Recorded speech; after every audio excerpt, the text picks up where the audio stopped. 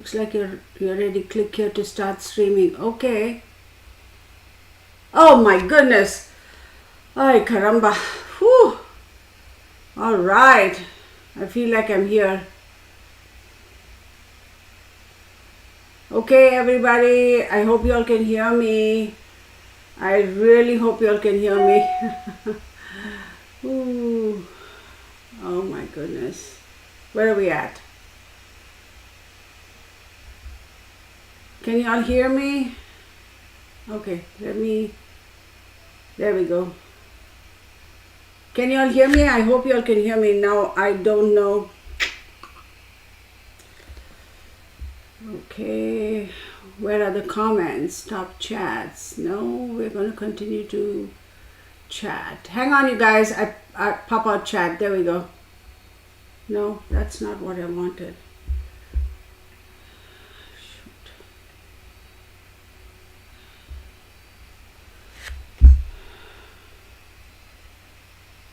Why is this giving me so much trouble?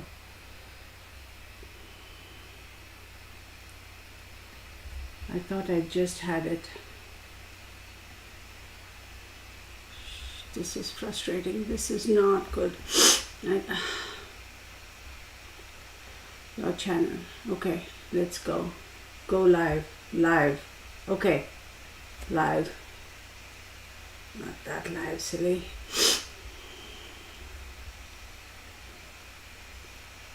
Our channel. My live. Oh my God. Okay. Okay, folks. Please tell me you can hear me and see me. Oh my God. Hi from Southern California. There we go. Oh my goodness, my goodness. Okay, there is a lag. Oh my God. Okay. Okay, folks. Please tell me you can hear me and see me. Oh God. Oh shoot. Hi from Southern California. There we go. There is my goodness, my goodness. All right. All right. Okay, there is a lag. Oh my God. Okay. Okay, folks. Please tell me you can hear me and Yay. see me. Now you guys can probably see me and hear me all the way from the moon, right? Oh, shoot. Hi from Southern California. All right, let's get on with it. Oh my goodness, my goodness. So what I'm going to do is... All right, this is lag. Oh my God. Okay. Okay, folks. Please tell me you can hear me and see me. Now you guys can probably see me and hear me all the way from the moon, right? Hopefully this is better. Escape. Start streaming. Okay. Let's go back there and go. Channel.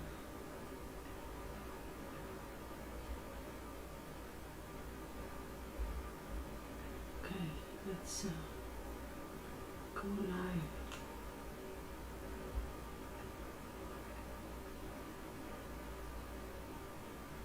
Okay. Change dashboard. Okay. Okay. Okay, there we go. Oh my goodness, finally.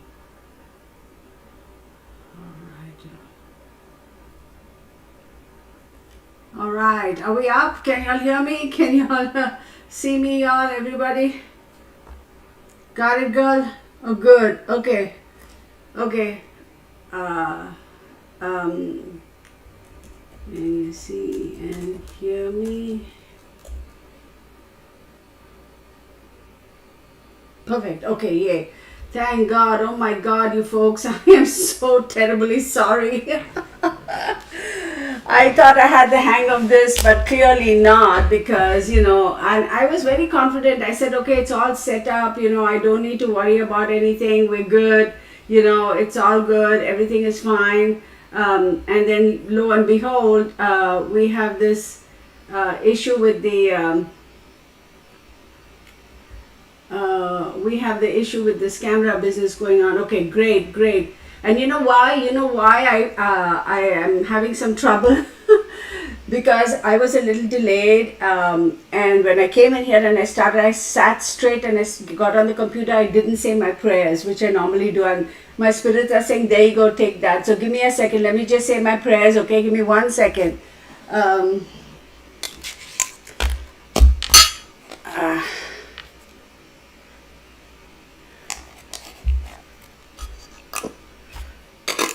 I have a lot of interesting information for you folks. Okay.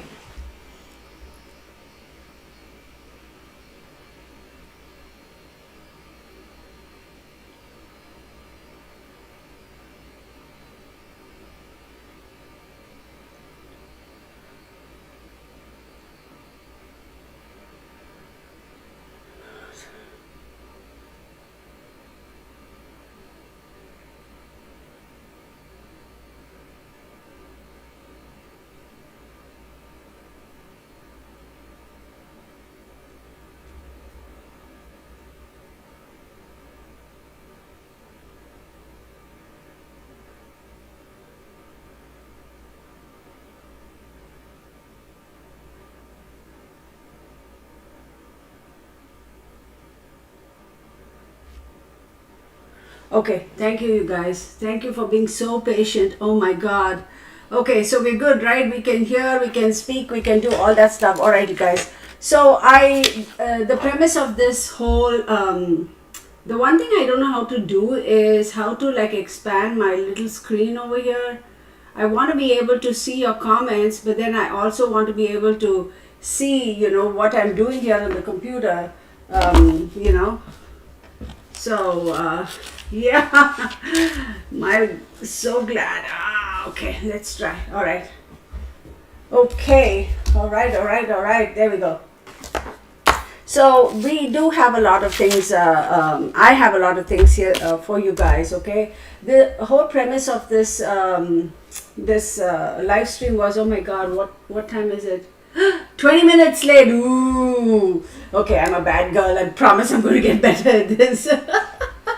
Thank you all so very much for being so patient with me and for, just waiting for me and not clicking out. I know it's very annoying. It's not very professional, but I promise I'm going to get the hang of this one of these days.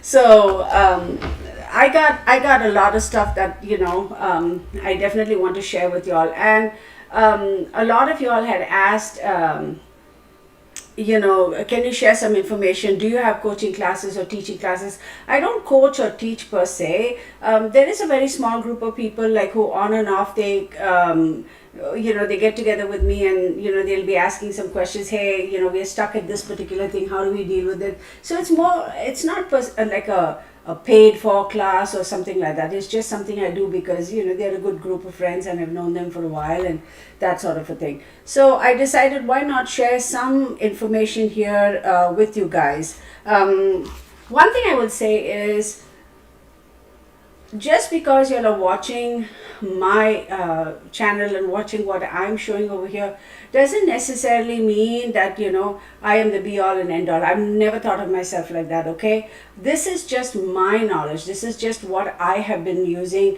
for all these years, and this is what I have it has worked for me. There are any number of mediums and psychics and tarot card readers and all that. They may have their own ways and modalities of doing things and divination and all that stuff, right? To each his own. Nobody's wrong, everybody's right. But one thing I will request y'all is, please don't come to me and say, but so and so tarot reader or so and so medium or so and so psychic, this is how he or she interprets the thing, or this is what he or she said. Please don't do that. And honestly, I don't give a rip. and I'll tell you why. I don't mean it disrespectfully, but I just don't, because this is my way. This is what has worked for me, and that is what has worked for them. So it is at your discretion to figure out who or the information from which avenue is it that's working for you and you want to go with. Okay, so let's be clear about that. I have utmost respect and high regard for every one of the psychics and mediums. Every one of the psychic mediums, and absolutely, you guys, what is that? Sorry guys, I'm trying to figure out what this is. Okay. So, go with your gut instinct, like I tell you all the time, right? You guys, take what resonates with you and leave the rest, okay? Love from Canada, yay! Love from California, New York City, wow. I don't know I'll tell you where we are all from. We are all from planet Earth, right?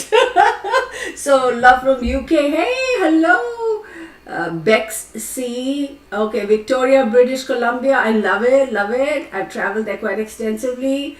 Chelsea Calderon, oh, I'm so excited too. Let me just give a shout out to you guys, okay?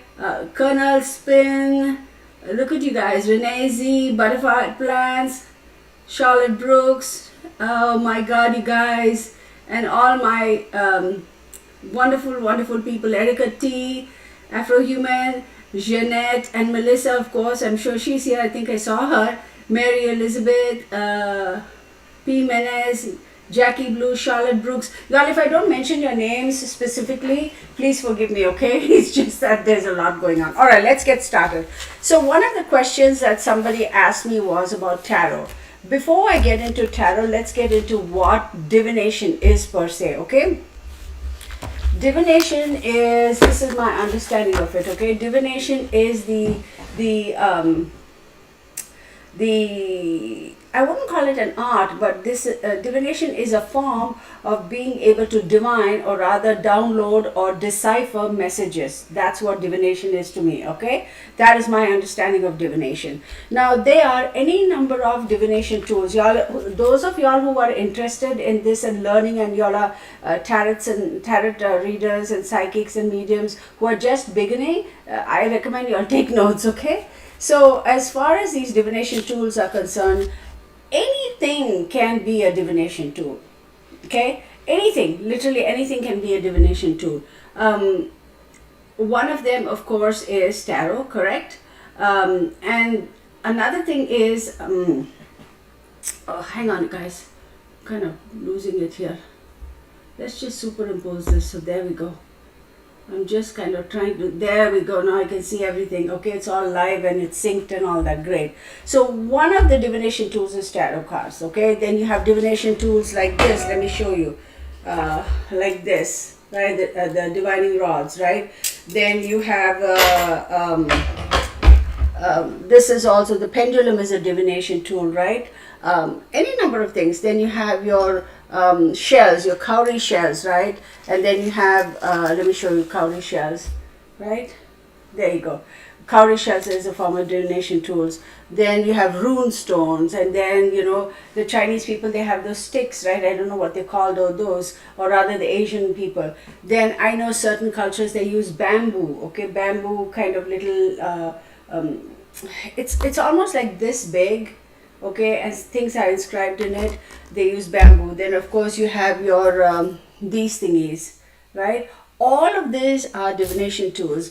Divination tools too, in certain cultures, they have a bag of things, which is a mix of stuff, such as cowrie shells and bones. It could be human bones, it could be animal bones, it could be coins, it could be certain gems, or little rocks and pieces, even some things as simple as buttons, whatever you find and you connect to it, and that has a symbolism that you know and you understand, or you have attributed a symbolism or a meaning to that particular thing, okay? So so you can use anything, like a bag of something, that these are my divination tools and this is what I'm going to do.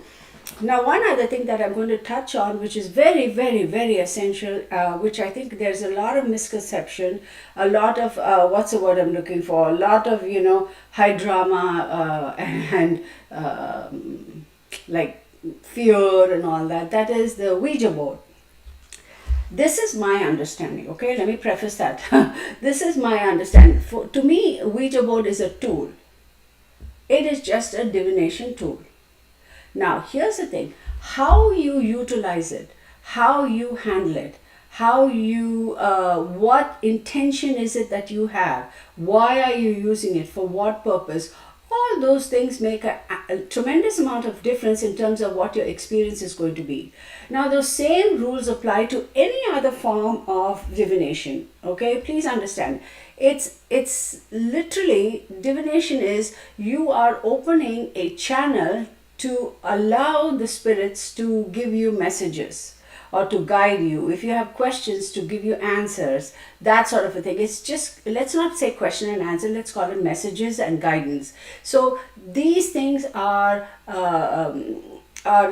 instruments such that you can say, okay, fine, for this particular reason I'm going to use this divination tool, and then spirits communicate via that. Because keep in mind, now the spiritual realm, okay, they don't have the physicality or 3-dimensional or 4-dimensional or 5-dimensional attributes or 2-dimensional, whatever, okay? They are not multi-dimensional, as in they don't have a form or a shape, a solid form or a shape like we do, because they have crossed from the physical world, right? So for them, there is no sense of touch, there is no sense of, it's not a tangible object that they can touch, right? Or they can touch. I hope you understand what I'm trying to say.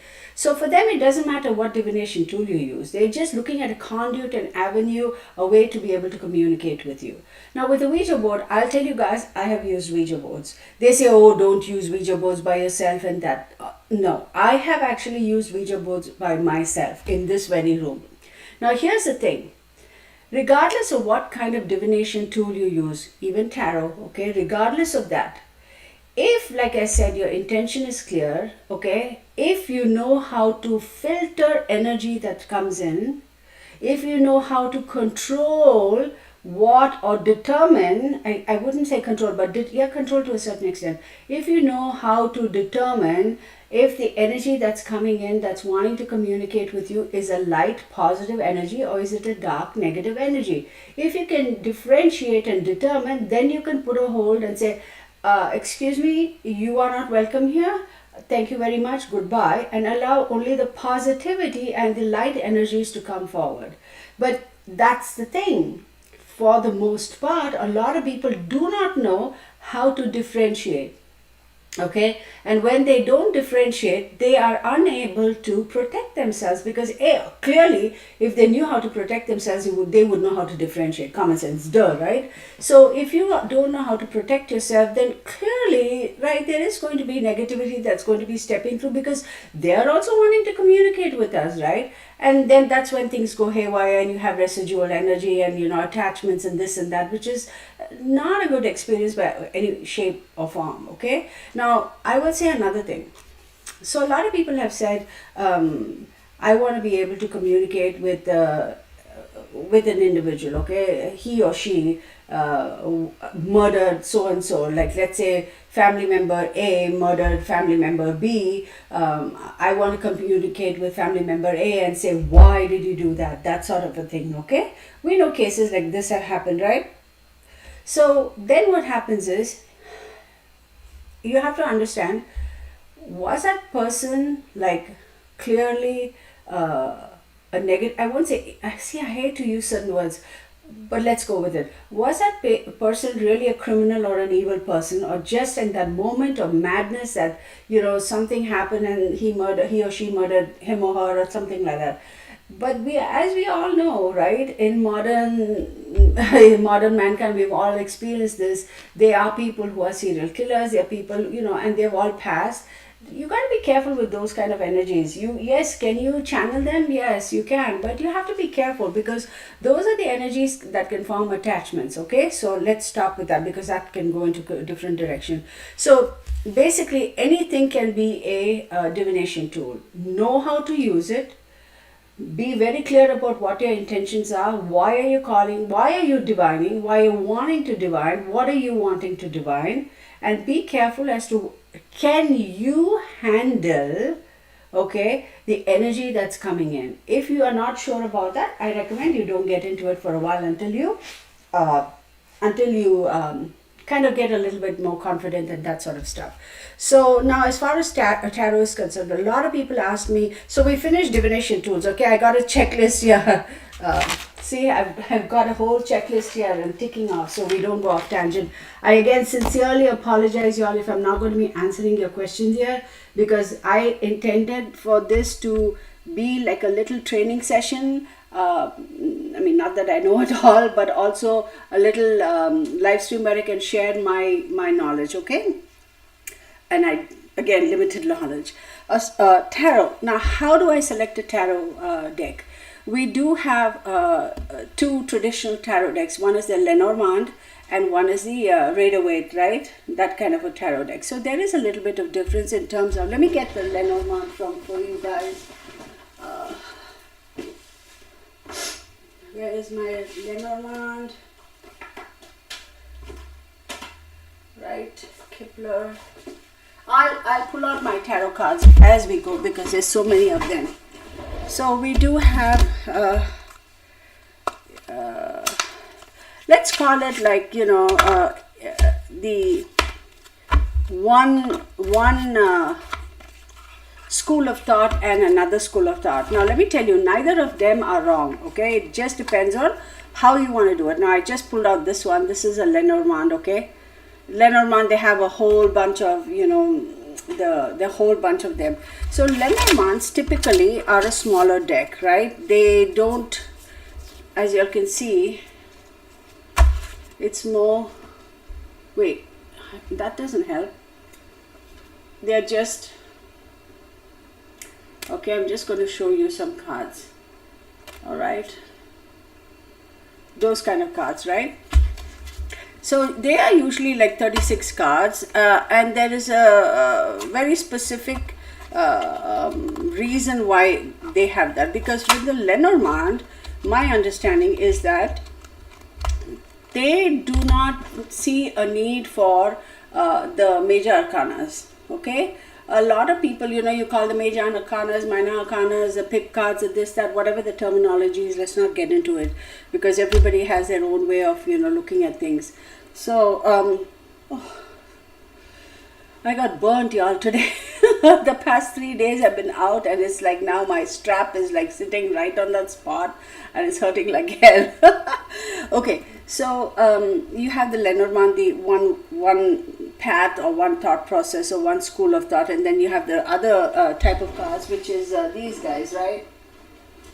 The usual, the regular, the Rider-Waite type of things, right? These kind of things. So it depends on what it is that you want to do. You can pick up, I would recommend, do the Rider-Waite, the traditional, the solid with the major and the minor arcanas until you get the hang of it, and then you can move to Lenormand and all the other tarots, and I'll tell you why. So when we look at tarot, right, we have 21 cards, right? And then you have the Fool card. In my opinion, the Fool card should come after the World card because it's like the whole circle of things and then you start again at zero. Now when you look at the major arcana, I got them down here so I can, you know, this is the card. Hang on, you guys. So many things. So the major arcana, we have the Fool, the Magician, right? Just so I don't forget. We have the High Priestess, the Emperor, the Empress, actually the Empress, the Emperor, then the Hierophant, then the Lovers, and then the Chariot, and then the Strength card, and Hermit, and the Wheel of Fortune, Justice, the Hangman, the Death card, Temperance, the Devil card, the Tower, the Star, the Moon, the Sun, and Judgment. Now look at it from this perspective, and again guys, if I'm kind of dragging on, just send a message and say stop talking, okay? Then I'll stop. I'm very passionate about these things, so I know sometimes I do tend to get carried away. So when you look at the tarot card, and let's take the major arcana, right? These 21 or 22 cards, however you want to look at it, they are telling you a story. So think about a fairy tale story, right? You always have a jester in the court, which is the fool card, the la-di-da, I don't care, it's life is good, I'm willing to take the giant leap of faith. And then you have a magician, right? Okay, and then you have the high priestess. The king and queen always called on the high priestess to ask for the questions and say, hey, what do the cards tell, or what does God say, or whatever, that kind of a thing. So if you look at this card from the perspective of a fairy tale or a story, it is very, very easy to understand what those major arcanas really mean. So the first thing is to be able to understand what the cards mean before you go off and draw cards and pull cards and do a reading and all that grand stuff. Okay, let's first understand what do these cards mean, right? Now there is another question. Why is the Empress a number 3 card and then the Emperor? Because the high priestess, if you go back and look at history, traditionally speaking, usually the female who is a carer, who is the caregiver, who is the center of the family. Now the king is all about the governance and the rules and regulations and the whole court and the bigger picture. The queen usually took care of the family, right? She was the one who was always concerned about, what are the cards saying? They're going off to war. How is it going to turn out? So she is the one who usually consulted with the high priestess. So then next to the high priestess, she had the most power, because the high priestess won't discuss all these things with all and sundry. She will only share this information with the queen. And as we all know, knowledge is power. And then the queen will go and then she will tell the king, depending on, so look at things from that perspective. What are the roles these cards play? Okay. And then let's take, for example, the Hierophant. Okay. What is the Hierophant? The Hierophant, I would say, is typically like the law or the religion, the head of the church, the head of the religious thing. And now I'm just going to use this as an example. We have like the Catholic Church, right, in Rome, the Orthodox Catholics or whatever, right? Why is it for the most part, and I'm not in any way dissing, this is just an observation for the sake of explanation, just know that, okay? Why is it that anytime there is a new president or a prime minister in power in the Christian world, okay, they typically go to the Pope and get his blessings? Why? Think about that for a second, okay? That, in my opinion, is the Hierophant, right? And there's another thing. If you go back and look at history, right, traditionally speaking, in history, they always, the king, typically, regardless of what empire or, whether you were Spanish or Italian, whether your governance was, your country was Catholic or Protestant or whatever, somehow religion did influence, and to a certain extent, who's that? Dina... Naomi 77 loved my reading with you yesterday. Oh, you're very welcome, honey. My pleasure. It was an honor, and thank you for trusting me to do this for you. Okay, so the church somehow was involved. Okay, they were able to. What am I doing? I don't know. I'm getting so weird. Hang on, you guys. Let me get my energy together. I'm getting so distracted. I'm looking at my face over here, and I'm like, oh God, these poor guys have to look. Look at my mugshot. What's that? Short note curry, crime ghost. Oh, thanks from Denmark. Oh, Jonah, welcome from Denmark. Love it. Okay, so moving on. So the religion did have some influence, right? I mean, to a certain extent, they did influence, depending on which kingdom, who married whom, and that sort of a thing. So think about that, okay, when you look at the Hierophant. And then the Chariot card. What is the Chariot card? We all know when you look at the Chariot visually, it's all about movement and momentum and that sort of a thing.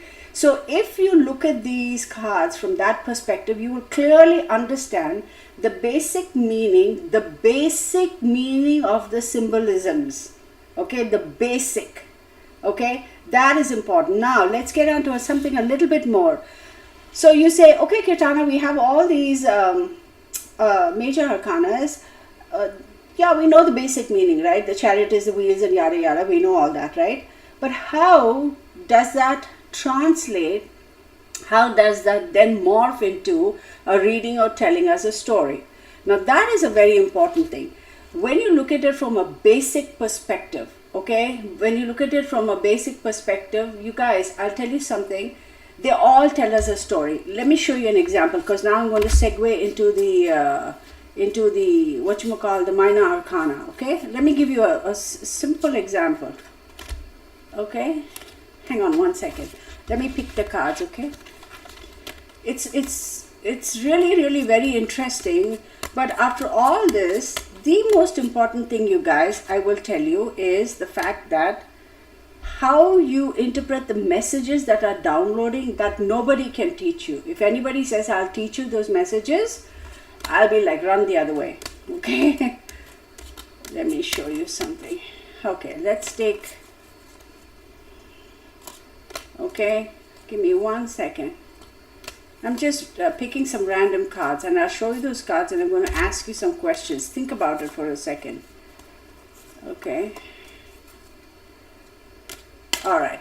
Let's just do this. I need an ace. Let's get an ace. Doesn't matter what ace. Give me an ace.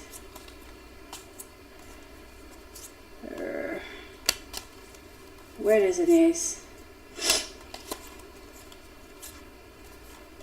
There we go. Okay, so don't worry much about the suits. Don't worry about whether it's an ace or whether it's a swords or a pentacle or a cup or anything like that. Don't worry about that, okay? So we're going to look at a story. She said if you want reading to email, yeah, you guys.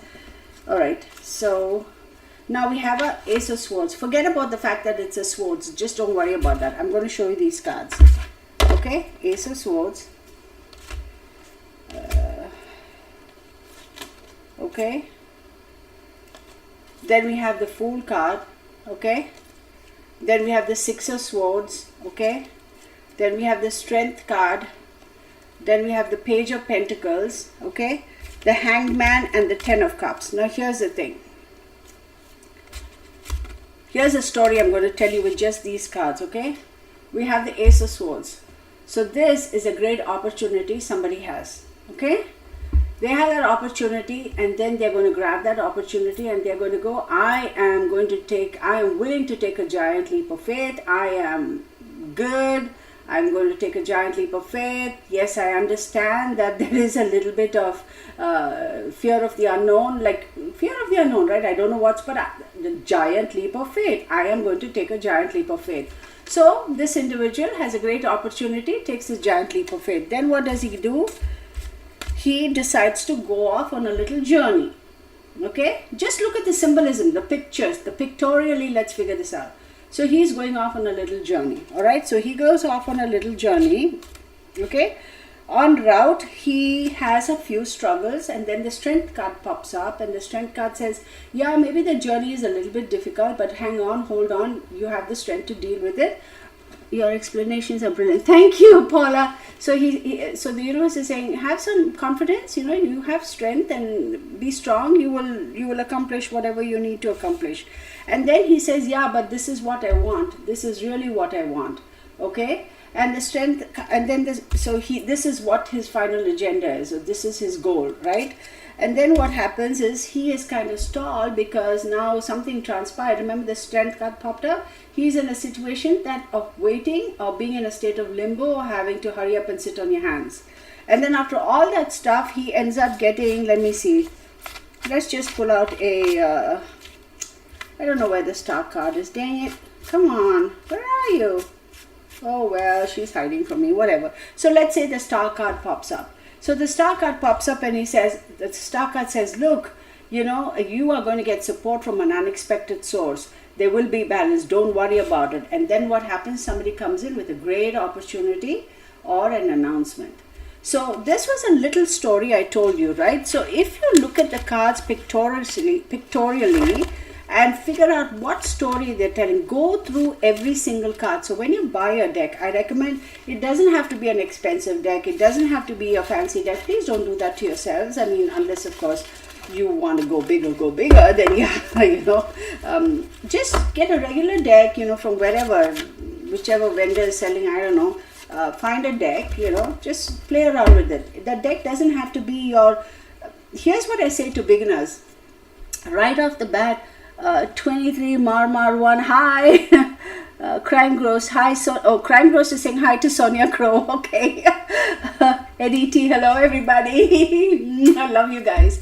Okay, so right away when you buy a deck of cards, don't be so hooked onto, oh, I have to feel that energy, oh, I have to connect with the, don't feel like that. Because I feel that is, what's the word I'm looking for? You're jumping ahead, right? You're seriously jumping ahead. So don't do that to yourselves. Wait, buy this deck to be like your play deck, right? So like you're trying to... What? Wait, what? Chelsea Calderon? Oh my goodness, thank you so much for your contribution. I appreciate you. Thank you. I'm like, wait, what is that color again? Okay, so buy this deck and just use it to play around with it. Use it to understand the pictures. Use it to know the story, okay? And now let's get into the minor arcana, right? So where is my little... Y'all, I took down, I wrote down, I have a lot of notes from years ago. I had to go through that and I was like,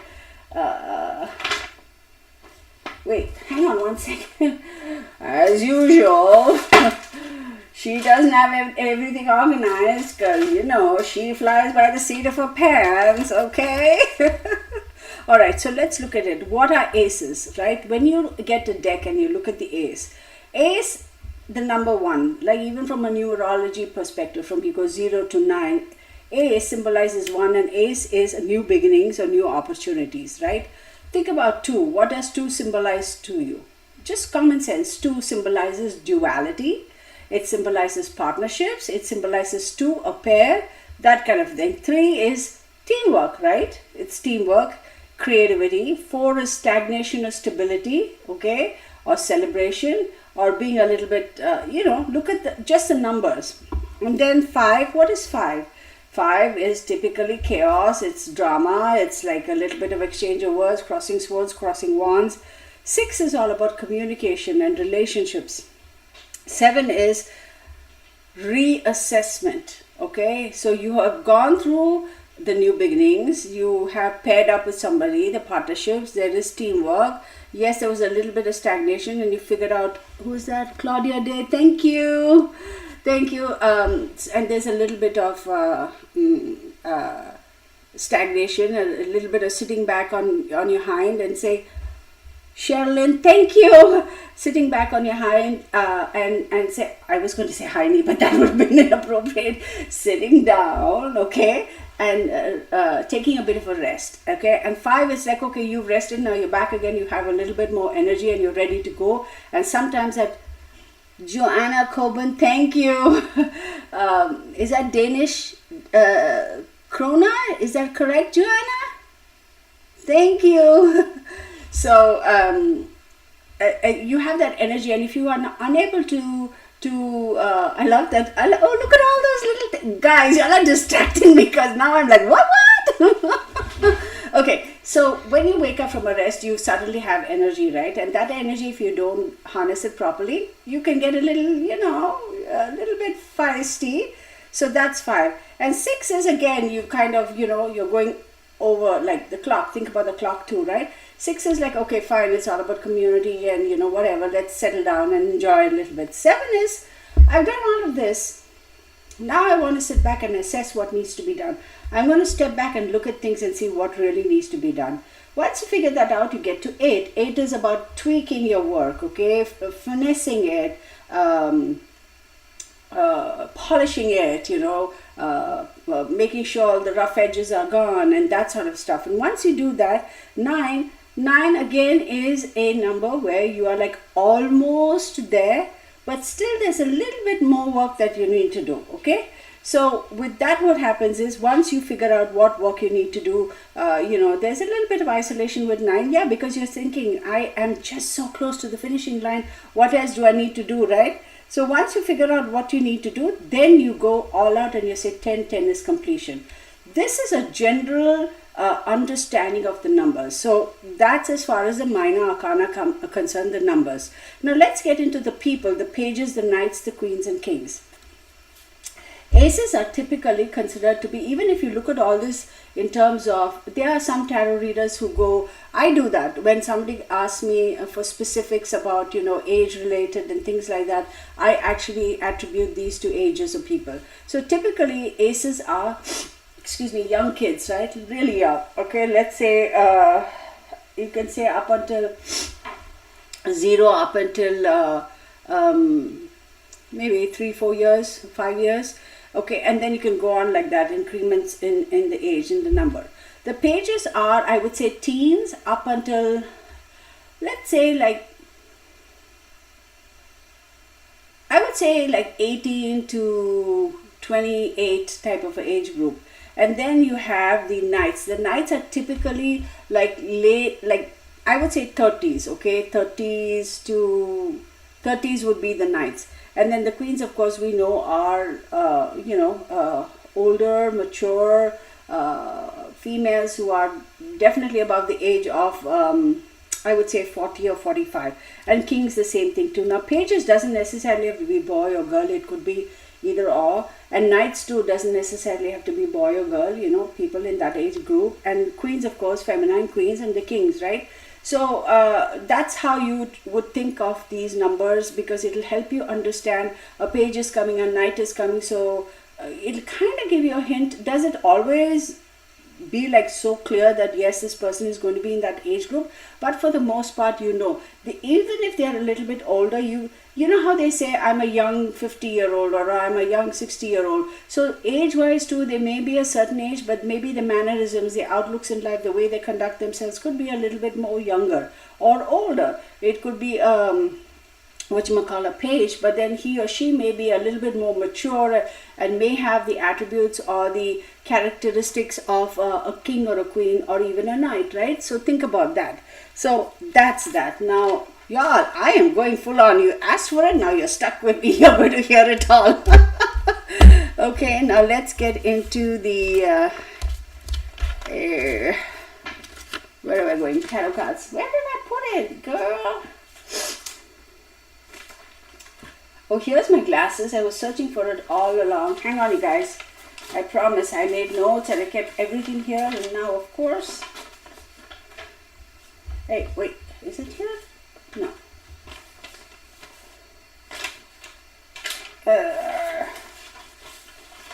What did I do with it? There we go. This is interesting. Alright, so let's talk about clubs, okay? Let me get a clubs or a wands card. Let's see. Cups, wands, swords, and pentacles. Okay. Let's do cups, right? The cups is typically, the hearts, the emotions, right?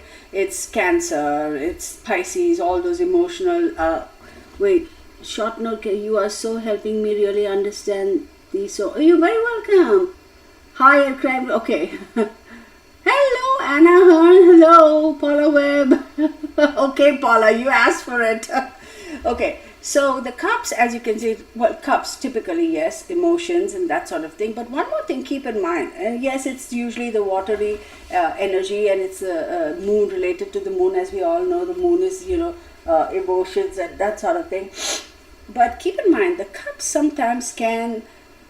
Emotions, yes, okay, let me rephrase that. Emotions, but you know how when emotions like run really high, then it becomes like a teary situation. So there is that too as far as the cups are concerned, okay? It depends on what number you get. So, and again, the sequence of cards makes a lot of difference as to how you interpret it. Is it a happy cup, or is it like one of those cups where it's like, my cup runneth over with happiness, or does my cup runneth over with sorrow? So there's that too. Now let's look at Pentacles. Now Pentacles is an earth sign, right? It is what's the word I'm looking for? Taurus, Capricorn, and Virgo. And with earth, we know it's all about your possessions on the physical realm. It's all about your assets. It's about money. It's about being grounded. It's about the physical self. Okay.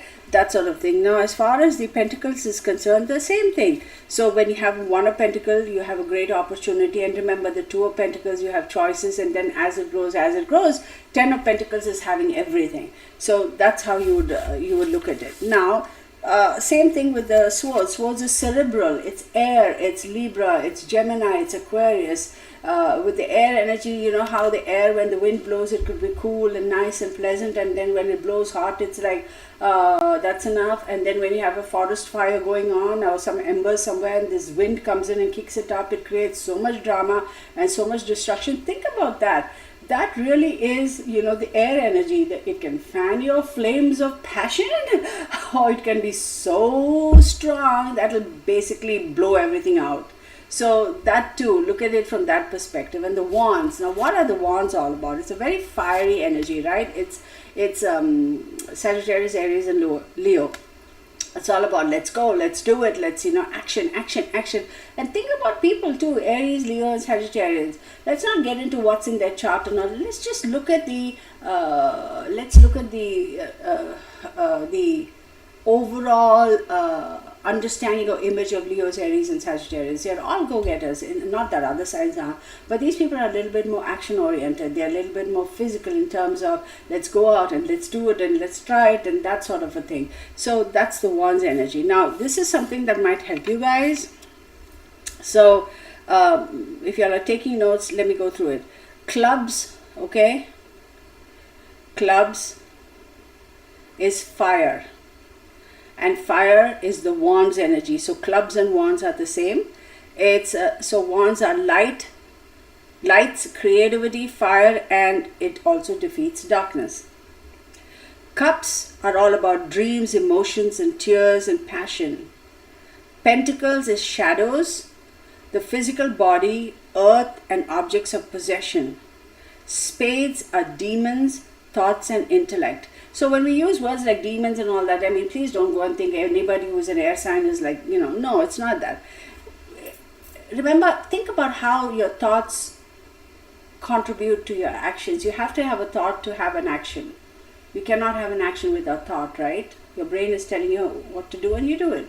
So if that thought is negative, yeah, you would call it a devilish thought, okay? So look at it from that perspective. And also when we talk about pentacles and we say shadows, now here's the thing, it's not necessarily shadows as a in a bad way, but every one of us, right? Every one of us, I don't care what anybody says, but every one of us has the light and dark. Everybody has positive and negative. Everybody has the happy good side, and you know, once in a great while the crazy comes out, and then, you know, we all have that. So it could be the shadow self, our own shadow self that is coming out. So think of it like that. Okay, so that's that. Let's leave that aside. Okay, we leave that.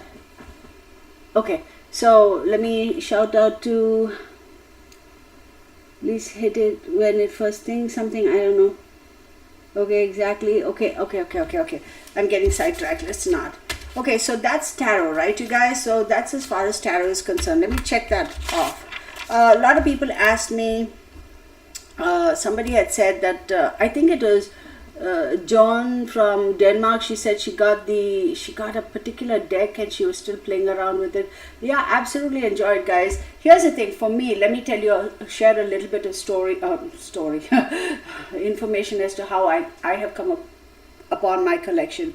Some I have bought, absolutely. Some I have made, just played around with different thoughts and pictures and symbolisms and figured out something that works for me. Some I've acquired. Some have literally fallen in my lap. One story I will tell you, and there is a reason why I'm telling you this. My boyfriend and I, we went to, I hope I say it right, Waxahachie here in Texas, close to where I live, about X number of hours away. I heard that they have like a Saturday and Sunday fair. Now, I come from Southern California, from Orange County, and we would always go to Costa Mesa, where we used to have the fairs over there, which is huge, and it is so much fun there. But anyhow, so in my head, I'm thinking, oh, it's all going to be like that. Well, needless to say, it's much smaller, but it's all good. We did have fun. So we were walking around and they had all kinds of stuff. You know how they say one man's trash is another man's gold? They had a lot of stuff, garage sales and estate sales and a little bit of this and that and all that stuff. So I was walking around and I saw a deck of cards over there, and I actually opened it and I counted it, and there were 2 cards missing in that. So I was like, no, I don't want it. Okay. And there was a bag of rune stones which had, I think, 2 missing. And I was like, I don't want to get anything. And it was like nothing. It was like $1 or $2. And I was like, never mind. I don't need it. I am not afraid to get my hands on something that somebody has already used.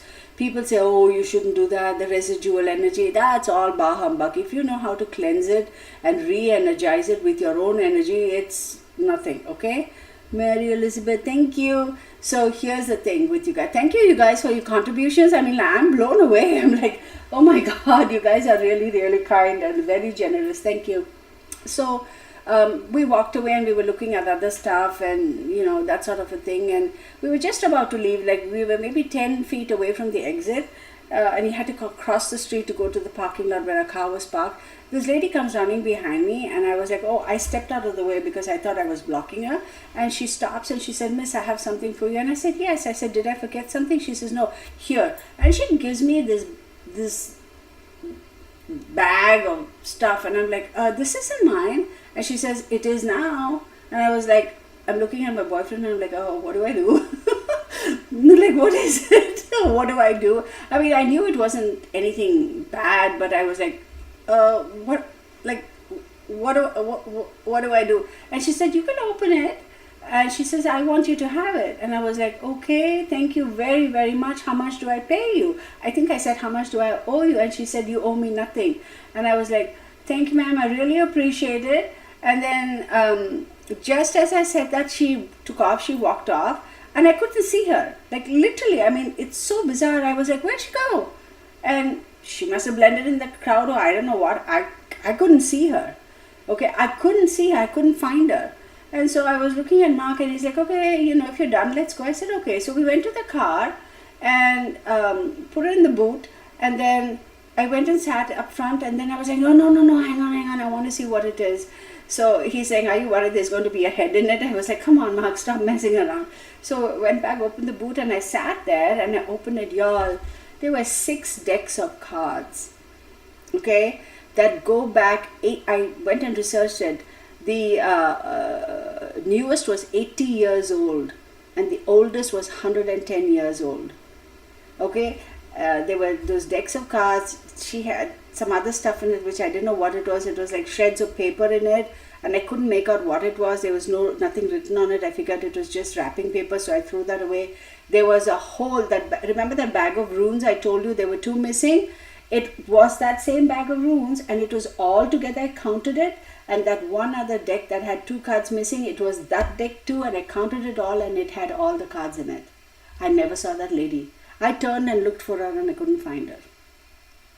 So I have a feeling, you can think of many things. You have a logical explanation and say, oh, she was there, you couldn't see, or she must have blended in the crowd. But whatever it is, either she blended in the crowd, or maybe it is a person who really, somebody who passed, who's like, here you go, I want you to have it, because I feel that. So things like that will happen. There was a big thing going on for a while, like you should never buy your own tarot deck and somebody has to gift it to you or it's bad luck. No, I don't buy that. You want to go buy a tarot deck? Go buy a tarot deck. Now on tarot deck, there are a lot of decks that are very, very intricate. Let me show you that one of those. Where is my hermetic deck? Am I going to find it now? Tell me I'm going to find it. No, that's not even it. Shoot. Hang on, guys, because I want you all to see that deck. That's not the one. No, that's not even the one. Girl, I should have gotten my stuff together. Per usual. Yeah, okay, got it. So, these, it's called the Hermetic Tarot Deck. There's another one that's not as complicated as this. Okay. don't go and don't fall. Spirit wanted you to have it. Yeah, absolutely, I think that's what it is.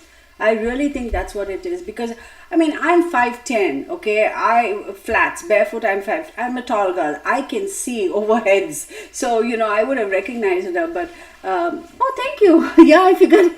My earrings, thank you. Okay, so the Hermetic Tarot, right? This is a little bit, it's beautiful, it's awesome. Don't fall into the trap of going and buying tarot decks. No drama, thank you. Buying all these decks that are being pitched and sold as, oh, you can do this and oh, you can do that. What's the point in spending money and buying all those fancy decks if you don't know how to read them? Like, seriously. And not that you'll never know how to read them, you absolutely will know how to read them, but for the time being, if you're a beginner, start small. Don't be afraid, don't force it, because you are going to just confuse yourself and you are just going to annoy yourself. And I'll tell you why with the Hermetic Tarot. There are a whole bunch of other cards like that.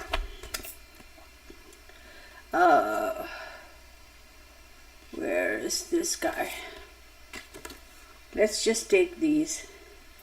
There are a lot of symbolisms around that do influence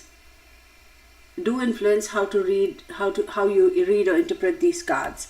So that gets a little bit complicated, and you don't want to be stuck, because one thing I'll tell you, that you start off with this, you are going to drive yourself insane, and you're going to be like, oh my goodness, and you're going to get frustrated and you're just going to throw it away. Don't do that. Now these are another decks. Now I'm not dissing that deck. That's a beautiful deck. But if you are, I use it. Yes, I absolutely do. There are people who come to me. I'm going to throw it out there. There are some politicians who come to me and ask me to do tarot readings. Those are very specific in terms of certain things.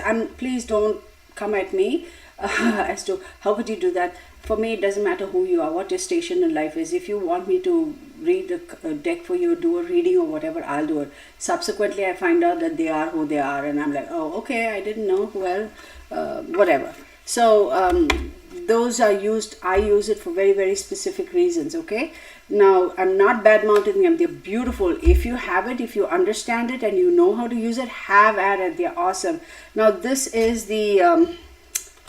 What are these guys? Oh, yeah, this is again, I forget what this deck is called.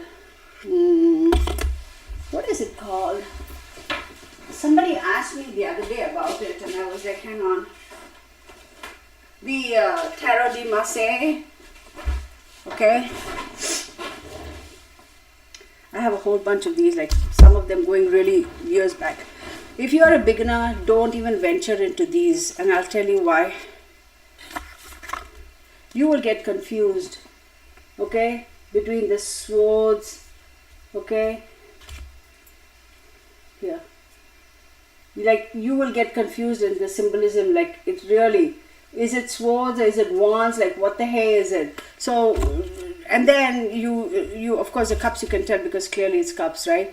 But you will get confused, and then it'll be a completely bah humbug interpretation because you're saying the absolute wrong thing. So don't venture into that until you absolutely know how to read this.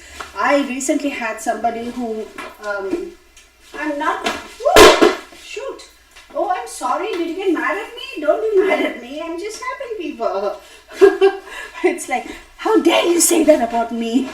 Okay. So I recently had like somebody contact me. I wouldn't be so bold as to say I mentored, but in a way, she said, I'm finding it so difficult to figure out which is wands and which is swords.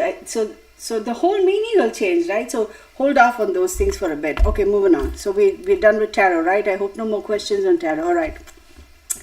Let's have you been able to use those 6 decks that Spirit wanted you to have? Yes, I have. Absolutely. What are those decks? Y'all, I wish I could show you my office. It's a bit of a mess because my things that I'm getting together on my travel, it's right down over there, okay? And I have 2 big totes, those big gray totes you get. It's full of tarot deck. And then I have, if you can see, let me show you. You see that guy there? Right? It's got 1, 2, 3. All those 3 drawers are full of decks, and this thing is all full of decks. So yeah, I do use them, but I'm very careful too because they're so old. Morgan Burdick, thank you, Morgan. I appreciate you. So what was the question? Well, I forgot. Squirrel. All right, let's move on to astrology. You guys are ready for astrology? All right. Now, another thing I wanted to say before I go as far as tarot is concerned is there are some decks out there that have symbolisms of, don't be afraid when you see a deck that has odd names, okay? It's just branding. It's just how they are. It's all about you want to stand out in the crowd type of thing. Open it, look at it, do that stuff. Okay, moving on. I think I'm going to stop with the decks. Okay, let's go to astrology.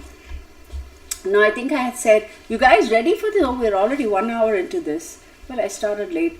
So remember astrology and numerology, I said it really is science because it is math. It's all based upon, the constellations, astronomy and stuff. People may think it's bah humbug. In my opinion, it really is based in science, right? It is science. I don't know if any of y'all remember Carl Sagan. I used to watch him when I was a child. I was in love with him when I was a child. I wanted to marry him, okay? Brilliant scientist and astronomer and stuff. And I was fascinated. I got a lot of his books.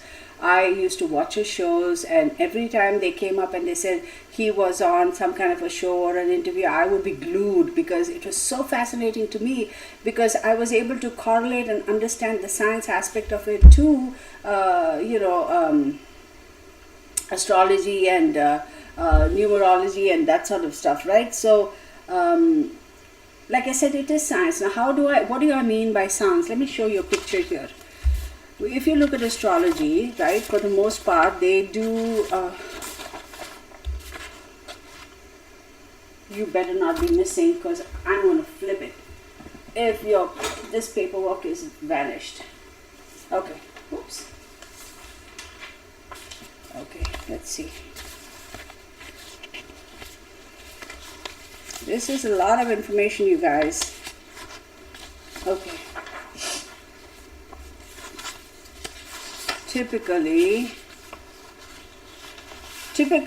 you would have something like this, right? This is how, let me see. This is how Eastern or Vedic astrology do the chart. It's the exact same thing, the 12 houses.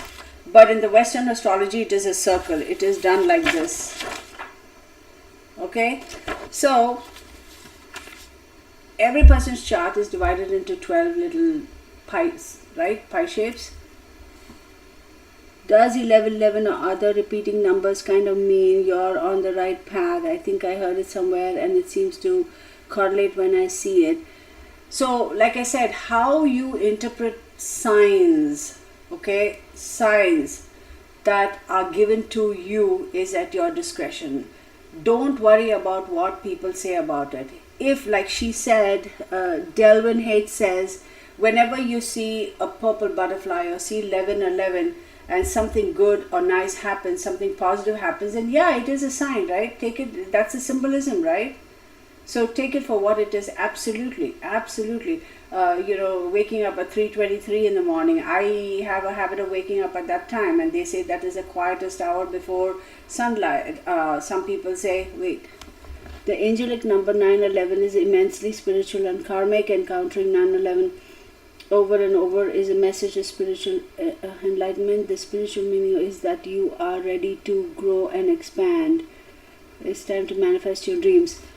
You know how they say anything in duality, like 2 and 2 and 2, or 1 and 1 and 1, or whatever it is. Yes, there is a reason, because see, now I'm talking astrology. I think I'm going to segue into that for a little bit. Sorry, you guys. It's all about energies and vibrations, okay? Every one of us human beings, every living creature on this planet has a vibration, okay?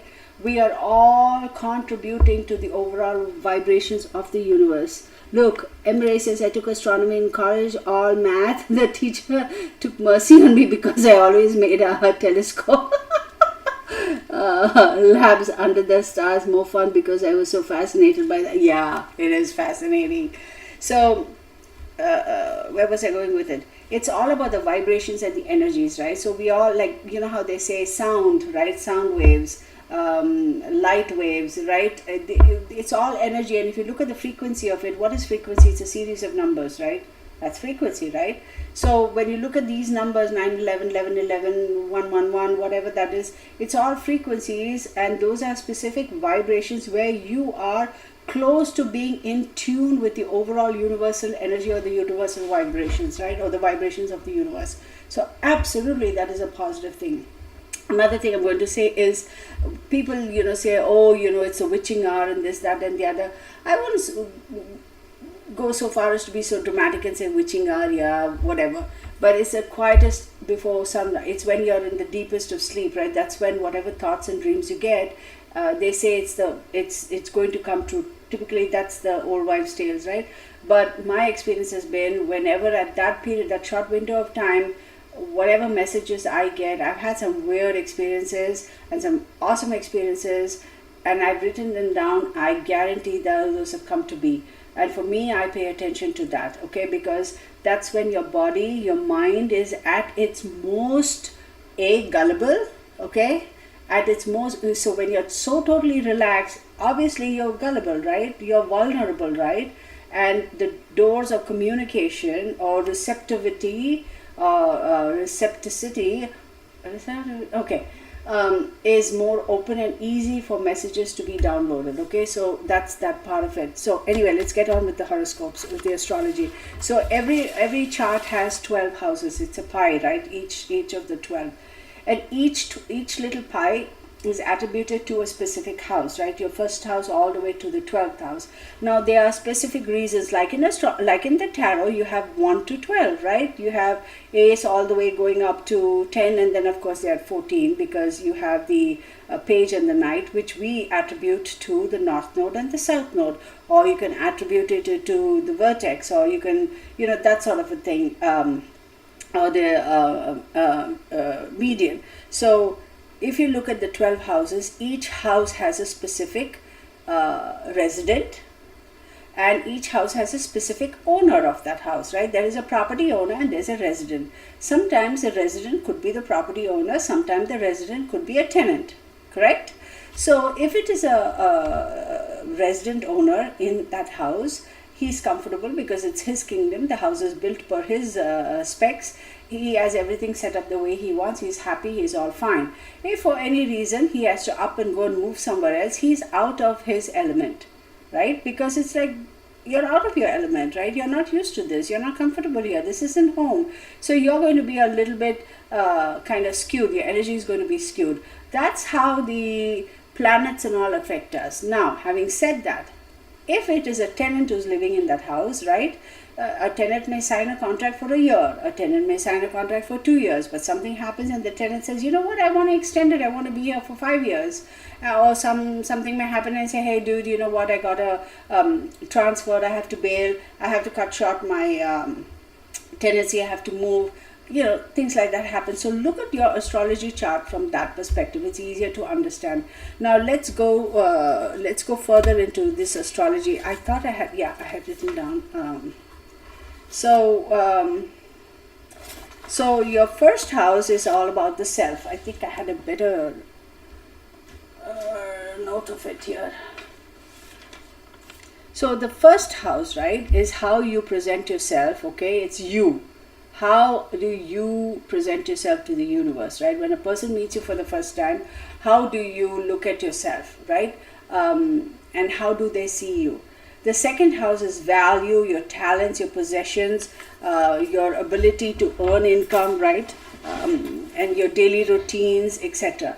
Your third house is your mind, cerebral, how you think, right? Your communications, your siblings, your social activity, your neighbors, your early education, that sort of a thing. The fourth house, it's home, it's roots, family, self-care, emotions, foundations, your mother, your children, that sort of stuff. Fifth house is all about romance. Now, romance, love, affairs, that sort of thing. 6th house is your health and your fitness, your systems, your analytical nature, work habits, that sort of thing. 7th house is relationships, marriage, contracts, business partners, that sort of thing. 8th house is merging of entities, merging of people. It's sex, it's intimacy, it's shared finances, it's inheritances. 9th house is travel, wisdom, okay, and 10th house is career, long-term goals, structure, etc. 11th house is groups, friends, social awareness, etc. And 12th house is endings, healings, closures, spirituality, solitude, karma, old age, going within yourself, etc., etc. Okay, that's the gist of it.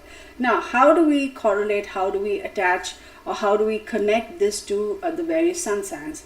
Now think about Aries. Aries is always thought to be the firstborn or the youngest or the baby of the zodiac. So Aries is always the first in the first house. Aries is the first house. So how does a baby behave? It's all about me, right? I mean, please know I'm not saying it in a negative way, but think about a baby, right? It's me. I want, okay?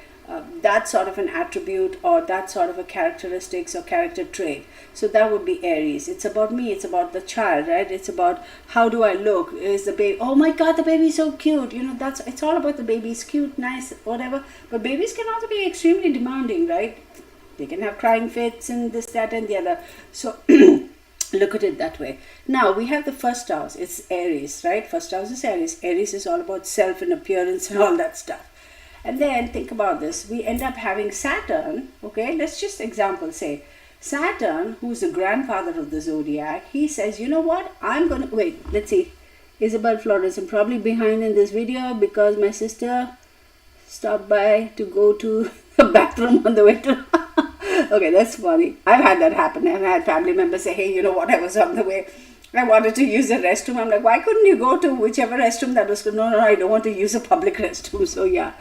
I have never seen tarot cards before. Very interesting. Can you someday explain all the items on your table? Absolutely. Or how or why you use it. Absolutely. I'm going to get into that. So we have Saturn, who is the grandfather of the zodiac, right? And grandfather of the planets. Now, why do I call him the grandfather? Saturn is all about teaching lessons, right? And people always flip out. Oh my God, Saturn is in my chart. I have 7 years of Saturn. Look, here's what I say. When somebody's laughing, Sherilyn Shofner. Okay, so when Saturn, two aspects to Saturn. He is harsh in the sense his goal is to teach you lessons, okay? His goal is to make sure that you have learned your lessons and you are fully equipped to now take a giant leap of faith and step out and be a success, okay? But to do that, you have certain steps to follow. And what are those steps? Like I say time and again, you got to first and foremost join the school, right? You got to probably wear a uniform. I mean, of course, in America, most schools don't have, but where I come from, we didn't have to wear uniforms. Summer uniform and winter uniform, and our blazers and socks had to be knee-high, and pinafores had to be, it couldn't be any shorter than 3 inches above the knees, or you got walked to the principal's office. So yeah, another world, another time. And you have to wear your uniform, you have to have all your books and your study material, you go to class, you behave yourself, you hear what the teacher says, you pay attention, take notes, do all that stuff, study for your exams, your attendance is awesome, okay? And then you pass your exams and then you get to graduate. If you do none of that and you're goofing off, how in God's world do you get to graduate? Saturn is not like what school system here is here in America now, is now here in America.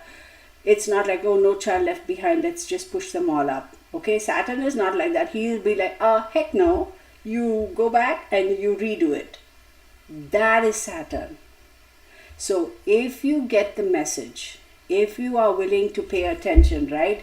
If you say, okay, fine, Saturn, fine, okay, fine, I'll do it, I promise I'll be good, I'll do everything. He'll be like, okay, good for you, child. Now you get A+++.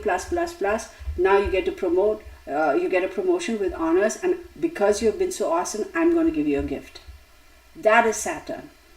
Okay, so if Saturn comes into this chart 1, okay, or this first pie chart, which is where Aries is, and this child is being all stubborn and being a child that doesn't want to, this baby is like child. This baby is like, I don't want to study, I don't want to do my homework, I want to run off and goof off and all that. Can you imagine the conflict between Saturn, who's an old man, grandpa, and this little child? Not that grandpas don't get along with grandchildren, that's not the case, but think about it. The grandpa will like, oh my God, you are driving me. Grandpa will be fine and lovey-dovey, and after a certain point, grandpa will say, here you go, you take your child and go, right? So Saturn will be like, I can't deal with this high energy. This child is refusing to learn, is refusing to sit down, is refusing to do his homework, and boom, he goes, smack. Okay, now I'm going to teach you a lesson. So that's how astrology works, okay? And then let's, for example, go to the 9th house. 9th house is travel, wisdom, philosophy, higher education, law and religion and all that. And then you throw in Jupiter, okay? You throw in Jupiter. Think about Jupiter. He's all about expansions. He's like big or go bigger or go even bigger, right? So if he's in the 9th house, you are going to travel so extensively. Whatever it is that's in the 9th house, the significance of 9th house for you, it's going to literally like just expand, okay? For the most part, people who are air hostesses, who are pilots and ship captains and that sort of stuff, if you look at them, they will have Jupiter in a very, very prominent place or in their 9th house. But 9th house is also a philosophical house, right? So they typically will tend to, Jupiter is very well placed because they tend to travel a lot, and Jupiter highlights that aspect of it. So this is just the gist of it, okay? Now, right opposite the first house is the 7th house, okay? The 7th house is all about relationships, marriage, contracts, business, partners, equality, and sharing and all that good stuff. So who is in the 7th house? Where's my little hang on. So first house is Aries. 1, 2, 3, 4, 5, 6, 7 is Libra, correct? 2, 3, 4, 5, 6, 7 is Libra. So let's say first house you have Aries, you have Saturn, and in 7th house in Libra, who shall we say? We have Mars. Okay? Can you imagine? Think about it. Mars is a fiery, feisty energy, okay? And Libra is all about the air. So that air is going to fan the flames and make it bigger and bigger and bigger, and then it's going to consume everything. So in the self house, you have Saturn, who's all about constricting. Is like, think about it, restrictions, you need to fine tune, you need to be conservative. And in your relationship sector, you have, it's Libra, and then you have Mars, which is all about fanning the flames. I mean, oh my goodness, think about that for a second. So this is, in a nutshell, wait, what? Wait, Deborah, speaking for the missing, thought on my experience. Yes, I remember we were not allowed to wear pants as young girls to public schools.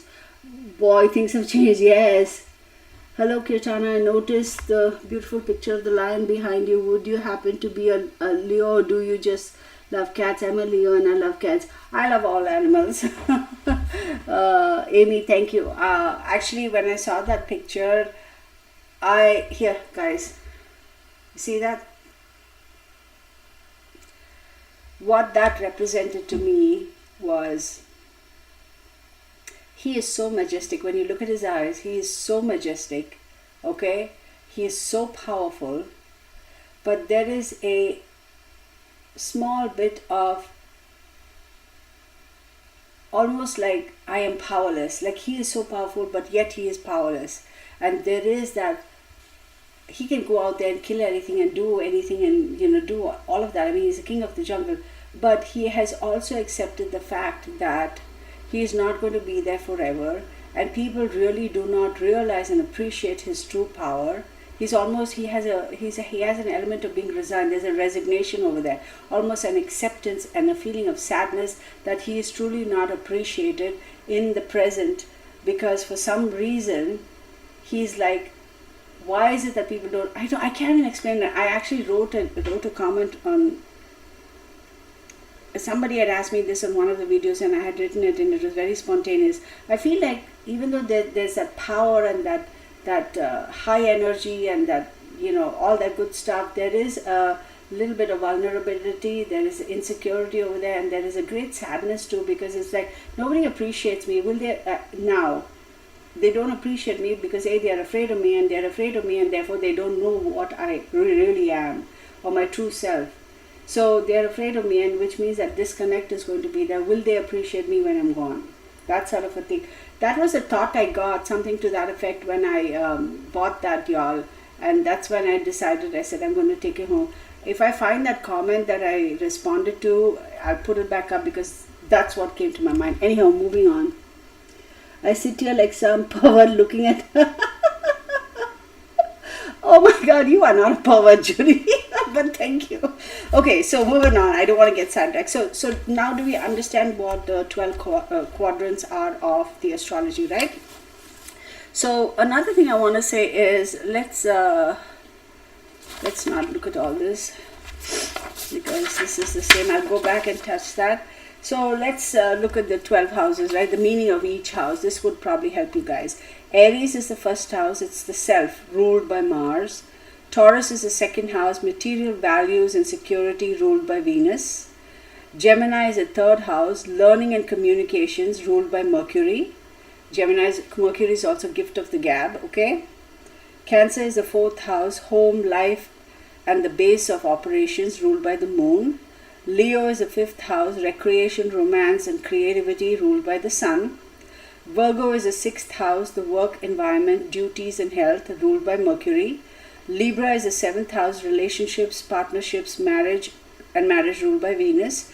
Scorpio is the eighth house. Libra is the seventh house. Scorpio is the eighth house. It's meeting needs, life secrets, and joint resources, ruled by Pluto. Sagittarius is the ninth house. It's travel, higher education, higher learning, philosophy, the whys of life, etc., ruled by Jupiter. Capricorn is the 10th house. It's career, prestige, reputation, ruled by Saturn. Aquarius is the 11th house. Friendships, associations, ideals, and causes, ruled by Uranus. Pisces is the 12th house. The subconscious mind, the psychological issues, and secrets, ruled by Neptune. Okay, now one other thing I want to say, this is very important and you guys might want to pay attention to it, is the first house, Aries, parts of the body is associated with things. It's the head, cerebrum, eyes, face, upper jaw, ventral part of the body, carotid arteries. Second house, Taurus, is the neck, ears. So think about the animal, right? Think about Aries, think about Taurus. Look at the Taurus, the bull, they have this thick, heavy neck and shoulders, right? So the neck, ears, lower jaws, throat, thyroid gland, cerebellum. Third house is Gemini, the respiratory tracts, components that include trachea, shoulders, bronchi, arms, hands, fingers, and sympathetic nervous system. Now here's a really funny thing, you guys. You can actually experiment, okay? I don't care whether, when you ask, experiment, to have some fun. You have a friend or whatever, just randomly ask, when you see an individual, like if you are, whether heterosexual or same sex, doesn't matter. If you're a guy, when you see a girl, if you're a heterosexual, if you see a girl, what is the first part of the body that you are attracted to or pay attention to? And if it's the same sex, also same rules apply. I guarantee you guys, okay, I guarantee, whether they say it, first they'll say, no, I'm going to say it, I'm a butt person or whatever that is. And let's say that individual is a Gemini. And you go, really? Are you sure? And they say, yeah, but she's got beautiful hands, oh my God. So your zodiac signs, you are a good indicator as to what you find attractive physically when you see a person. So with Geminis, it's the hands. It's funny, yes. Now, Cancer is the diaphragm, the breast, esophagus, stomach, etc. The Leo is the heart, vena cava, spine, spinal cord, back, thymus glands. Leos, typically you ask them and say, oh my God, he or she is a sexy back. I kid you not. Okay, Virgo is the intestines. Now you go, okay, Kitana, really, how is somebody going to be attracted to somebody's intestines, right? Anyway, Virgo intestines, duodenum, the abdomen, solar plexus, etc. So Virgos and Cancerians, they actually are attracted to the waist and the belly. Okay. Libra is the lower spine, uterus, organs of protection, etc. Librans, for them, their soft spot or their tickle spot is the tailbone.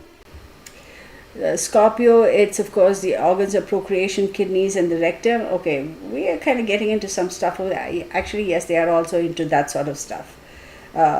If you know, can read between the lines. Capricorn is the knees, the hamstrings, joints, and bones. The Aquarius is legs, circulatory system, ankles, and ear. Pisces is feet, toes, lymphatic system, etc. And yet it says Sagittarius is thighs, hips, arterial system, nerves, etc. Okay, so that's the. Wait, I'm missing all this chat. Luca and Maria says sex organs. Yeah. Look, I'm trying to be very proper here. Okay. That is really interesting. I had an Aries with the most amazing eyes and a Gemini whose hands I loved, and I'm Virgo. See, I say yes to a troll. What? Who's a troll here? Seems that way. Well, you know what? We'll just ignore the trolls. They'll fall off the face of the earth. That's okay. I didn't even see. Do we have a troll here? Well, you know what? Yeah, they'll go away. Let's just ignore them.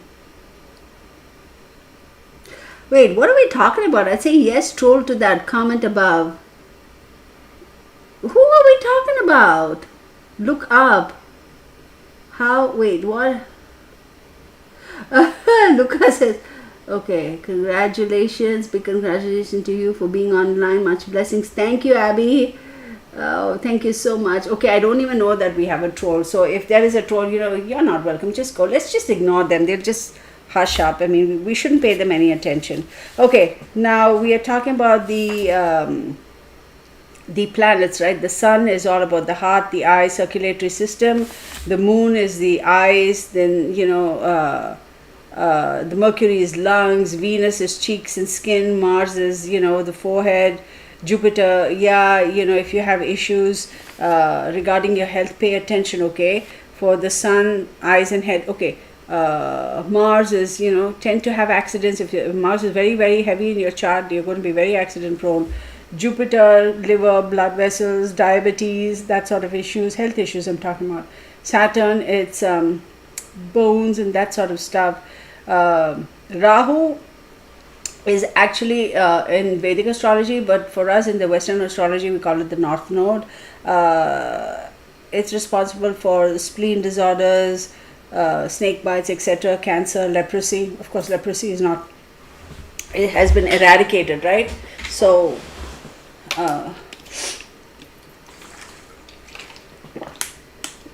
Ketu is the South Node. It's considered equivalent of Mars. It's responsible for hypertension, cardiac disorders, Neptune, epilepsy, schizophrenia, psychic disorders, drug addiction, hallucinations, insomnia, depression. Pluto is venereal diseases, accidents, congenital diseases, that sort of stuff. So that's a little bit, you can go into it really deep. So let's see. These are the ancient ways, the old ways. Yeah, old as in AULD. I love that. What is lymphatic system? It's the lymph nodes that are responsible for draining all the all the oh my god,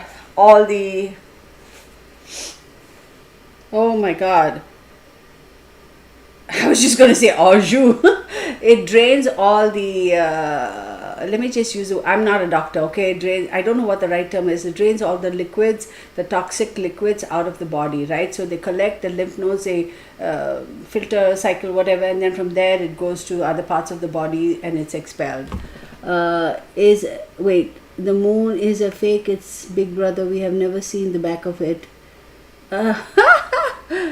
Mary Gannard's goodness, I guess I wasn't paying attention to chat. I missed all of that. Okay, let's move on because I have a lot to cover. Now let's go to numerology, okay? Y'all, if I'm gabbing, please tell me, okay? Toxins, thank you.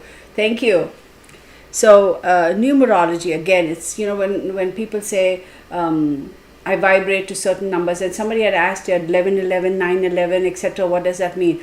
Like I said, it's all about the vibrations. We vibrate to particular numbers, right? It's math. That's what it is. End of story. It's math. Wait, just spread love, healing, and peace. That's what this world needs. Yes, absolutely. So yes, LA cake maker, it's a filter in the body. Absolutely. Thank you. So with numerology, they say, like modern world, right? The one sound that a person really appreciates is their name. So I have always made it a point to address, when I'm interacting with people one-on-one, I always make sure to address them by their name. It releases certain chemicals in the body that makes them feel nice. I'm not a scientist, I'm not a doctor. From a spiritual perspective, I know that, so therefore I do it. Not from a scientific perspective, as in medical science.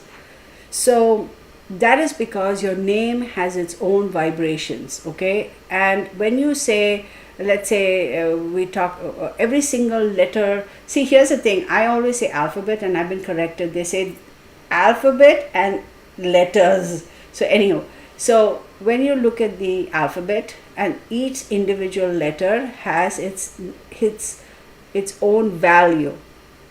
Okay, so if your name is Paul, Paul, each of those letters have a value. When you add those letters, okay, it equals to whatever. Let's just say 9.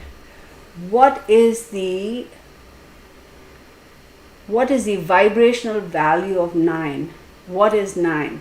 9 is the 9th house, right? It could be the 9th house, and the 9th house is all about, philosophy, travel, expansion, that sort of thing. So this is just a little way of trying to help you guys out. Now, let's say a person's name is Paul, Peter, Philip. Okay, let's just go with that. First name, middle name, and last name, right? You calculate the numeric value for all of those letters, okay, and you come to a conclusion, and of course you always boil it down, right? You narrow it down to a single digit, and that would be the overall general characteristics or personality of the individual.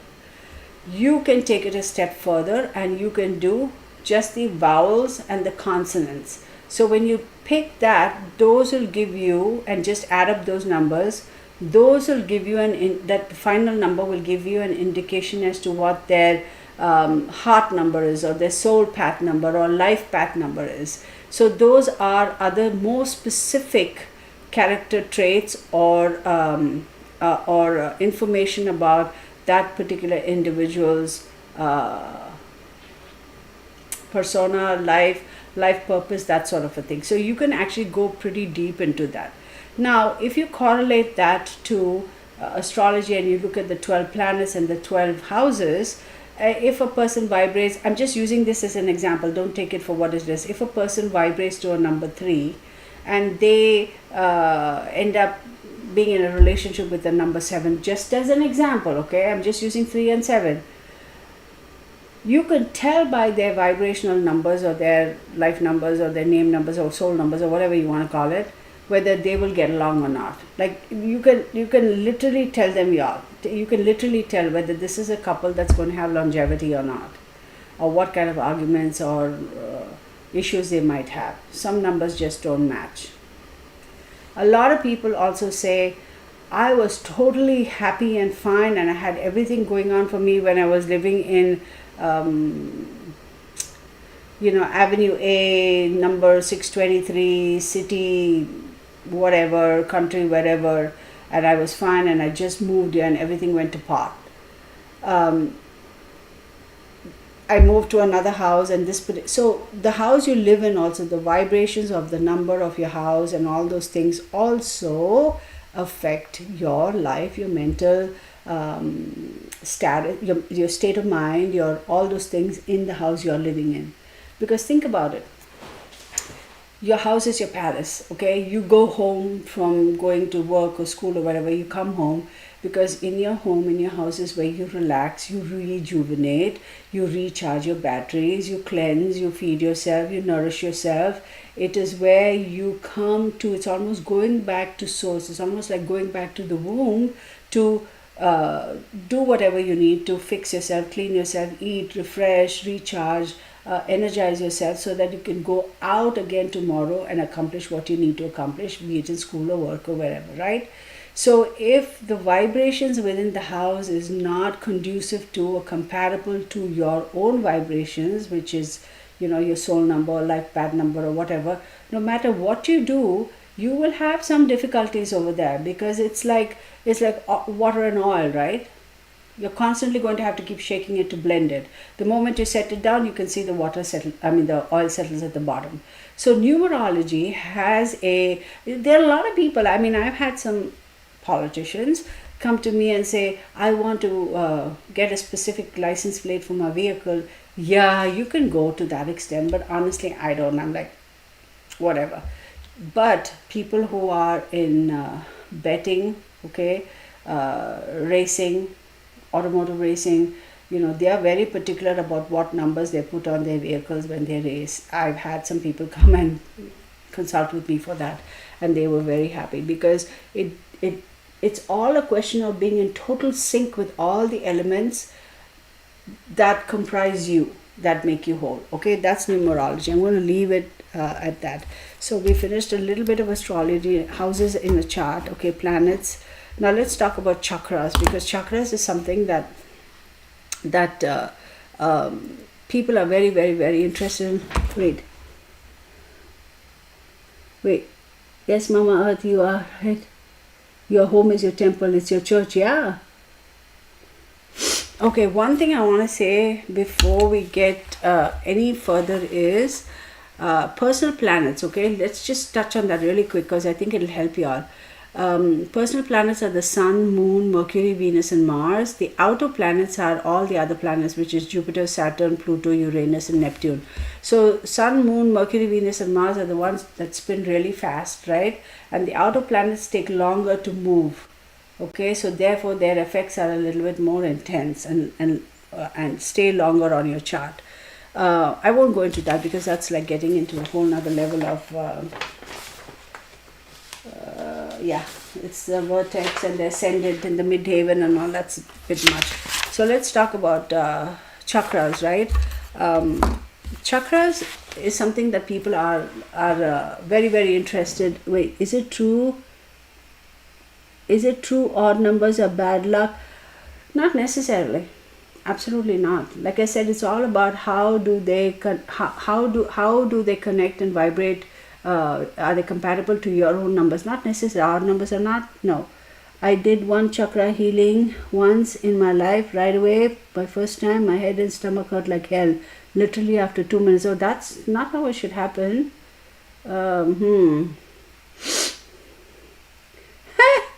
Amy, did you use the SH word shower and shave? Some of the things, you guys. Oh my God. There are no unlucky numbers. Not at all. Let's not demonize this stuff. Every number has its value, and that value is very, very intrinsic to the overall balance of the universe. So you may not necessarily vibrate to a particular number. Okay, so therefore, whenever that number pops up, you're not vibrating to it. You're not automatically attracted or vibrating to that number. You don't dance to that tune. So you assume that that is an unlucky number. But that number could vibrate for somebody else, and they are like, I love this tune, and they'll be a success. So that doesn't mean this number is unlucky. It's just not your number, okay? My dad's lucky number was 13. He died on the 13th. Yeah. Isabella, I'm sorry for your loss, honey, but hey, you know what? That was what he vibrated. That was his soul number, yeah. See, Amy says 13 was always a lucky number for me. Okay, anyhow, let's move on. So with chakras, it's very, very, a lot of people say, oh, all this new age bull crap, chakras, whatever, bunch of bah humbug or whatever. It is, again, balancing specific parts of your body, like all the vital organs need to be in sync and in perfect balance for us to be healthy, right? So there are 7 points that are instrumental in having that balance and that synchronicity. If they're all synchronized, again, you're imperfect. So the first is Sahasrara chakra. That is your crown chakra, right? That's how people call it, right? And the element is thought. It's clearly like your head, right? Your thoughts. What are your thoughts? What do you put out there? How do you, my uncle loved number 11 and he died 11, 11, 11. Oh my goodness.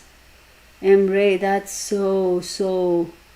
Well, I know in Native American heritage, we do believe 13 is lucky. And thank you for clarifying. Absolutely, my pleasure, Lucan and Maria. Okay, so with the crown chakra, it's all about the thoughts, it's wisdom, it's knowledge, it's spiritual connection, okay? And the second one is the brow, right? It's about Anja chakra. And that is the third eye, right? It's the element is light and perception. It's intuition and imagination. The other one is the fifth one is we go 7, 6, 5, 4, 3, 2, 1. That's how we go. Is Vishuddha chakra, and that's the throat. Is all about speech, right? It's all about the communication, creativity, how you resonate, how others resonate with you, that sort of thing. 4 is Anahata chakra, which is the heart. It's air, it's love, it's compassion, it's balance, it's acceptance. The third one is Manipura chakra, which is the solar plexus, okay? And that is the element of fire. The element is fire. It's the will, it's the purpose, it's the strength, that sort of a thing. 2 is Swadhisthana chakra, which is the sacral area. And that is, it's a water element, and it's fluidity, it's pleasure, it's sense of self, that sort of a thing. And the first one is Muladhara chakra, which is the root chakra, and the element is earth. It's instinct, security, survival, grounding, etc. Now, think about it. If it's a root chakra, roots, think about a plant, right? It's in the earth, it grounds you, it gives you the security. The roots are strong and good, you're secure, right? And so think about chakras in that manner, and you will be able to better understand how all this works out for you. And also, when you go for chakra healing, if there is an imbalance one particular area, that doesn't mean everything else is in balance or in sync. No, because each one is connected to the other. Okay, so they all have to be aligned, they all have to be in balance. How often does that happen? I really don't know. I mean, like, my chakras are not necessarily always balanced. I mean, I can feel it, I can sense it. How do I fix it? Do I always go and do like chakra healing and all that? No. So if I feel like, for example, the Sahasrara chakra, which is a crown chakra, the color is purple and violet. Okay, the brow, the third eye chakra, the color is indigo. The throat chakra is a turquoise, a light blue, and depends on who you ask. The heart chakra is green, the solar plexus is yellow, the sacral chakra is orange or rust, and the root chakra is red. So if there is a particular chakra that's misaligned, then misaligned meaning it's weak, right? So how do you enhance it? If you have a vitamin D deficiency, the doctor says go take vitamin D. So I'm not going to go and necessarily have the time to do a chakra balance. So I start incorporating that particular color in my wardrobe. Let's say I will try to wear purple for a couple of 2-3 days, or just that sort of a thing. Now you go, well, Kirtana, that's ridiculous. Like, how is a purple color shirt going to help your chakra? Visually, right? How we perceive colors, how colors make us feel, has an impact within our mind, within ourselves, and therefore it connects with our chakras. Some people say, I can't do red in my house because it makes me feel agitated. Because red implies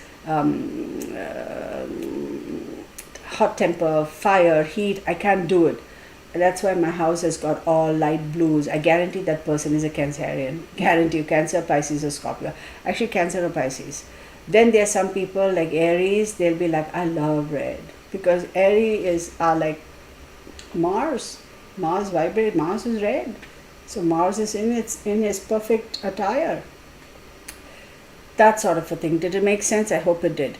So I tend to do that. I tend to use colors to kind of balance the chakras and aura around me, so everything falls into sync. I'm not, like I said, you don't have to run off and do, chakra balance. Please do it. I mean, I'm not saying don't ever do it. Please do it. But it's like, we don't always have the time, to go and do Reiki healing or chakra healing and that sort of stuff, right? The silver leaf. Thank you. It's Emre, why am I giving you goosebumps, Emre? Okay, good. In a positive way. Okay, that's awesome. Abby, you are teaching your children, so you are our elder. Thank you so much. I don't have a mother, so oh my goodness, Abby Lightheart. That is so awesome. Much love and blessings to you, sweet girl. Oh my goodness. Oh, you are so sweet. Thank you. And I do appreciate you, and know that this is my way of showing, helping people, y'all. Because like I said so many times, right? Everybody is out after, knowledge. Knowledge is power, right? But then if you're not willing to share it, like, what use is it? Y'all, did y'all notice that I just saw it here. I have to go back and look at the video. I saw a little orb there. Could be imagining it. Anywho. Anyway, so okay. Abby, you are doing awesome, young girl. You will be fine. Yes, there you go. Lucanen Maria says, I know a lot of fire signs love red, orange and yellow. Absolutely. Abby, you are so awesome. Thank you. They say if you want more love and romance, paint your bedroom. You see, that's the thing. Color has, it has such a big impact on us, and it's not glare. It is glare. Your color is obvious, right? But at a subconscious level too, the impact it has on us. Now, for example, think about McDonald's and all these big chains. There is a reason why they use specific colors. Red and yellow, it stimulates your appetite. Okay, so think about those things. So colors do play an integral part in our lives. Okay, so if you're feeling agitated, if you're feeling excited, and you're like, I need to calm down, simple fix, right? Go and wear something that's a little bit more calming, a color, or that it does help. Is it going to be like that? No, because your mind is still running. You still have, it's not like turn off and on the switch type of thing. You experiment, y'all. You will see the sense. The color therapy is very psychologically, as far as the medical world is concerned, they have used color therapy also to heal people. Okay, moving on, right? Are y'all not tired of me yet? Wait, what's the time? You guys, are y'all not, haven't you? Mine is 7. Me and my son were both born on the 7th. Different months, but still. And I love how you say, hey, Bamba. Oh, God. I try to be polite. I try to be proper when I speak, but sometimes, some words pop out. Okay, so Aries. The people ask me, like, your colors and birthstones and all. Now, there is some contradiction, okay? There's one school of thought that will say one particular stone, and and Renee, oh, no, what? Okay, and one school of thought will say something else. I say, as far as your birthstones, if you're that kind of, you want a birthstone and you want to be able to whatever, because gemstones and minerals and all those things have specific value and energy which help us, right? So, Aries, bloodstone or diamond, depending on who you ask. Okay, the color is red. Taurus, sapphire or diamond, again depending on who you ask, right? There is a specific, and again remember, with a particular sun sign, y'all, there are different like degrees, right? From 0 to 25 to whatever. So it depends on which degree you were born in. That would also make a difference. That's getting really deep into it. So Aries, bloodstone or diamond. Red is a red or coral. Taurus is sapphire, and diamond green is the color. Gemini, agate or emerald yellow is your color. Cancer, emerald, pearl, silver and gray is your color. Leo, onyx and ruby, gold is your color. Virgo, carnelian and emerald, green is your color. Libra, peridot and diamond, blue is your color. Scorpio, beryl, red coral and topaz, purple is your color. Sagittarius, topaz and yellow sapphire, and orange is your color. Ruby is, Capricorn is ruby and blue sapphire, brown is your color. Pisces, amethyst and yellow sapphire, sea green is your color. Aquarius, garnet and blue sapphire, turquoise is your color. Now, if you just look at it from the perspective of Aries, Sag and Leo are fiery energy, so when you look at the colors that they are attracted to, red, gold and orange, okay? Now, Cancer, Scorpio and Pisces, they are all the watercolors, right? So, sea green, purple and gray and silver. Think about that. It's easy that way to understand that, right? What else? One quick thing. Let me see. No, we are done with that. So let's. I won't get into these things, y'all, because that gets a little much. Okay, that's done, right? And then there'll be a chance for us to. Now let's talk about meditation, astral projection, and portals, etc. Y'all, nobody told me. I asked y'all whether y'all had enough of me or not. Nobody said anything, so I'm going on. Definitely not tired of you. Okay, thank you. Okay. I would never be tired. Thank you. Oh, thank you. Okay, so let's get into meditation, astral projection, and portals. So a lot of people say, meditation is easy. You just sit there and go home and you're meditating. Y'all, it doesn't work that way. Think about it. Like all day long, we've been running around, chasing our kids, pick up from school, drop from school. We had some drama at work. Some dingaling over there had, gave us some trouble, traffic, and this fellow cut me off. And I went into the store. I wanted to get this for dinner, but they didn't have it. Or, all that stuff. You mean to say the moment you sit and you shut your eyes, all that is just going to go away? Heck, no. I mean, if it does and you are somebody awesome, okay, tell me how you do it, because I definitely want to learn. So, as far as meditation is concerned, they always say, sit there and go home, shut your eyes and empty your thoughts and deep breathe for 2 minutes, deep breathe in and out. And no, we are not all made the same. For some people, you have to breathe deeply in and out 20 times. For some people, it's like 30 times. And for some people, it's like, I can't, I need sound. I need some soft music, then I can relax. This deep breathing and then empty your mind and all that, in reality is to help you relax a bit, because you cannot meditate. Okay, what is meditation? Let's first understand that. Meditation is a way of trying to manifest something particular that you want. Okay, and meditation is also a way to channel energy so that you can accomplish a particular thing. That is meditation. You're putting out that energy into the universe so you can accomplish that. Okay? And meditation, when I meditate, I feel better, I come out refreshed. Yeah, because you're channeling your energy and you're reflecting it out putting it out into the universe, that you want to feel energized and you want to feel relaxed and you want to deflect all the negative energy in you out into the universe. Therefore, you spiritually feel lighter and then you feel relaxed and feel better. Does that make sense? Okay. How do I get a reading? Michelle CZ, just email me, honey. My email address is in the description box and we'll get to it. Okay. So that's meditation, correct?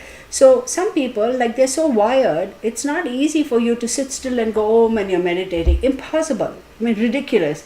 And then you have the dog there who you would have just taken out for a walk and brought him back home and say, finally he's settled, I'm going to meditate. And sure enough, that's when he'll come and he'll go, oh no, I want to go pee again. So you got to go get up and do that. Or you would have told your children, Mama's going to go and meditate. You guys, y'all are taken care of. Now watch TV and be quiet. And all of a sudden, one of them will go, Ma, he pulled my hair. Come on, it's not possible. So here's what I recommend. Preferably, you have to be alone because there are no distractions, right? How often does that happen? Not often, right? We all have a life to live and people around us and stuff like that. So find a time. It doesn't have to be at the same time, same day, every week. No. Anytime. Let's say you go for a walk, okay? And lo and behold, you're alone. So sit there and meditate. You don't have to close your eyes to meditate. If you open your eyes, yes, visual stimulation is still stimulating your brain and you're unable to relax. Hence, you close your eyes when you meditate. And when you're at home in the security of your home, yes, you can close your eyes and meditate because you don't have to worry about some psycho coming at you, correct? Right? So therefore, they say meditate when you're at home. But let's say you go for a walk and you're sitting somewhere comfortable and it's quiet and there's no distractions around you. You don't have to meditate for 20 minutes, 30 minutes, none of that. You can keep your eyes closed, but focus on something. Focus on something, because when you're out there in the park or whatever, you want to be aware of your surroundings, right? Don't be like naive about that sort of stuff. Just focus on something and let your mind drift. When I say drift, it's not going to go from what am I going to make for dinner to what happened today at work, oh, I forgot this project, or I have this test. It's not going to go from that to zero. It's going to go from that to slowly taper down to this and that and this and that and this and that, and then slowly your mind actually gets tired, and that's when you reach a state of void where you can say, yes, you are in a meditative state. Your mind cannot go from 100 to 0 in -2 seconds. It does take time. It does take time. Your mind gets tired of it. And when you reach that point of void, that's when true meditation takes place. Some people, they may be at home, but they have a particular music they want to listen to, because that helps them relax. And when they are relaxed, they can find it easier to meditate. So that's meditation. You can meditate for any number of things. To just plain and simple relax, or you're tired of all the stimuli, the noise, the sound, the visual, the electronic or whatever, and you just want to give your brain a break. That's meditation. You can do that. Or you want to manifest something particular, you can meditate for that too, right? But where and how you do it is at your discretion. If you're at home, you can do it. If, let's say, you go to work and you have 10 minutes, right, and you're in the car, now can you really have a fantastic meditation in 10 minutes? There's a possibility you can if you're undisturbed, but there's a possibility you may not be able to accomplish it. And y'all, keep one thing in mind. You are not going to be able to go I've never, for somebody who says, excuse me, I have never meditated in my life to, oh, now I'm an expert at meditation. It takes time. Excuse me, I had to have a sip of water. Pardon me for doing it right here. So it takes time. So cut yourself some slack, okay? Cut yourself some slack and know that it's going to take some time for you to be able to reach that. Do you need music? You don't have to sit cross-legged on a hard surface and hold your hands like that. No. Lay down on a bed. Sit in a couch. Sit on your couch. Lay down on your couch. Sit in a comfortable position. It doesn't matter. If your physical body is in a relaxed position. See, if we are not somebody who's comfortable sitting cross-legged, and they're saying you sit cross-legged only, then you can meditate. How in God's world are you going to be able to meditate when your knee is crying over there and saying, I can't, my knee is bothering me, please, I stretch the leg or whatever. Impossible, right? So sit in a position or lay down in a position or a place where you're comfortable. And there is, of course, security, because you don't want some psycho coming into your space, right? So be careful of all those things. Be cognizant of that. And just start deep breathing. All these thoughts are going to go through your mind. Give it some time. The first day you may sit for 10-15 minutes and you may go, oh my God, nothing's happening. Yeah, it won't happen. Don't worry about it. The second day, increase it a little bit. Go through the same process of deep breathing, whatever, let all these thoughts run through. Over a period of time, I guarantee you guys you'll be able to do it. I absolutely guarantee it. Okay, that's meditation. Now let's talk. Wait, I'm a Cancer and I do surround myself with blues and greens. Does it count if you fall asleep? You know what? That's a question I get a lot of times. Yeah, how do you fall asleep? Why do people fall asleep? Think about that. You're completely drained of energy. You're completely tired. And your body clock is saying time to go Z's, and you go to fall asleep, right? When you fall asleep, your body, sleep is actually the way our body regenerates and recovers itself. Cell regeneration and all that happens.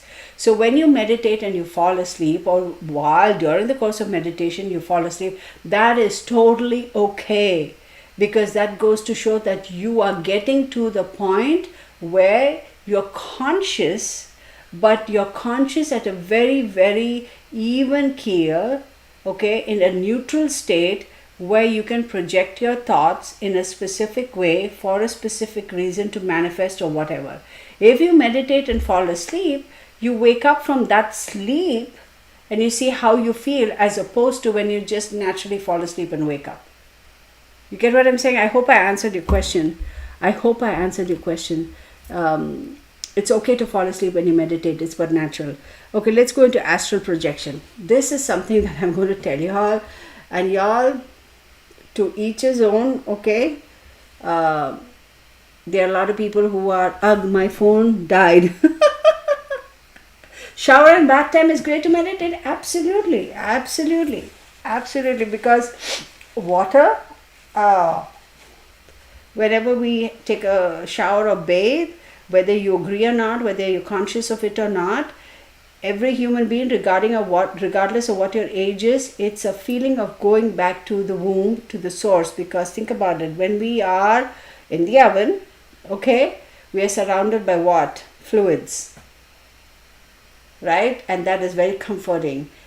Instinctively, subconsciously, we relate water to that, and it kind of makes us feel better. Okay, I have to listen to thunderstorms when some people are like that. I have had awful nightmares my whole life, have insomnia from it. Anything you can suggest to stop the nightmares? Rumple long hair. I would ask you a question. What kind of stimuli are you exposed to before you fall asleep? Right? Are you the kind who watches a lot of scary movies or highly aggressive kind of movies, action, that kind of stuff, or do you read a lot of books like that? Do you listen to heavy metal? Or I'm not saying heavy metal and all those movies and all that are wrong, and don't listen to heavy metal or that sort of music. That's not what I'm saying. What is it that you are watching or listening to before you fall asleep? Because there is that residual energy that is still spinning. Like I said, the moment you fall asleep doesn't mean that you're switched off 100%, right? So I would first look into that. Second thing, what you ingest, what you eat also could have. Medications, it could cause that.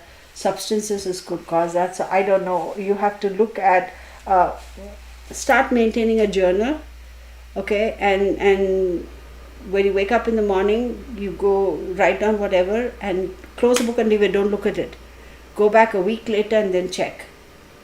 Things will start falling into place. You will have your answer. But it could be any number of things. It could be something like maybe people are trying to communicate with you through your dreams. Maybe it's just food or allergies or drink or no drink or whatever that may be. That could also be. What is that?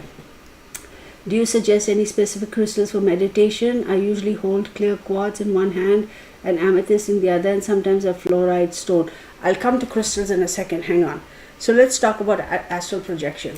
Okay, I have had people sit across the table with me at some forums, and they've been like, oh, I can astral project. It's very, very easy for me. Okay, awesome. I mean, good for you, dude. I mean, like, I tip my hat to you. And he'll be like, okay, I'm just being really silly. By that I can tell, okay, this dude or dudette, they are into smoking pot. Hey, listen, you want to smoke pot? You want to shoot yourself? Not shoot yourself and shoot you. Please. What I meant was drugs. Okay, that's what I'm saying. Please. I personally don't condone it. I have never tried it. I will never try it. I've never smoked a cigarette, even a cigarette. I never will. I can't stand it. So when they want to shoot drugs into their bodies or whatever, or they use pot, and you may say, okay, it's legal and this. I'm not talking about none of that, okay? I am not talking about none of that. Or controlled substances or tablets or Xanax or whatever the stuff is in the market, right? And then you come and say, oh, I can astral project. You're full of BS. You shut your mouth and you sit on your bum cheeks and stop talking. That is not astral projection. That is you hallucinating because you have all these substances in your body. Okay, that's the chemical reactions occurring in your body and you are hallucinating. You are in no way, shape or form astrally projecting yourself. So hush. Okay, there, I said it. Okay, I can't get myself to, okay, wait. It takes time as far as meditation is concerned. Being in a bad controlling relationship gave me the same nightmare for 20 years. First, my stepdad, what are both, and the nightmare started. Mary, Ganoots, good for you. You go, girl. Good for you. Not sure how long you've been live, but I'm so glad I caught you live. Okay. Thank you, Tiffany Howell. I've been alive for a long time. Oh, I'm just being silly here. Okay. So it's tripping. Yeah, people come and tell me, right? Yeah, man, I can astral project and all that. It cracks me up and sometimes it's so annoying I want to smack them. But of course we can't do that, right? So astral projection, right? Astral projection is the intentional effort to send your consciousness from your physical body, okay, traveling out of your body towards a specific spiritual plane or dimension. That is astral projection, okay? It's a conscious way of doing it. Now, when you do smoke pot and this and that and all that fancy stuff and you're saying, I'm astrally projecting it, that's not consciously doing it. You have taken all these substances and you are feeling all these funny weird things, the room is spinning and LSD and this and that and what have you. That is not astrally projecting. That's straight up hallucinating. You are in a completely different, like, whatever. And then we have out-of-body experiences. Out-of-body experiences is not actually planned. Okay, out-of-body experiences usually happen it's usually connected to some kind of a trauma, okay, mental or physical trauma. Okay, it's sudden, it's unexpected, it's unplanned. Now with the out-of-body experiences, there is no traveling per se. You feel like your soul, your spirit, you kind of, it's almost like looking at a movie, okay, but that movie, the main character is you. Usually these things are out-of-body experiences are usually related to some kind of a trauma, mostly physical and health related, and surgeries and heart attacks and this, that, accidents and that sort of stuff. And it is never planned, it is never orchestrated, it is sudden impact. Now, as far as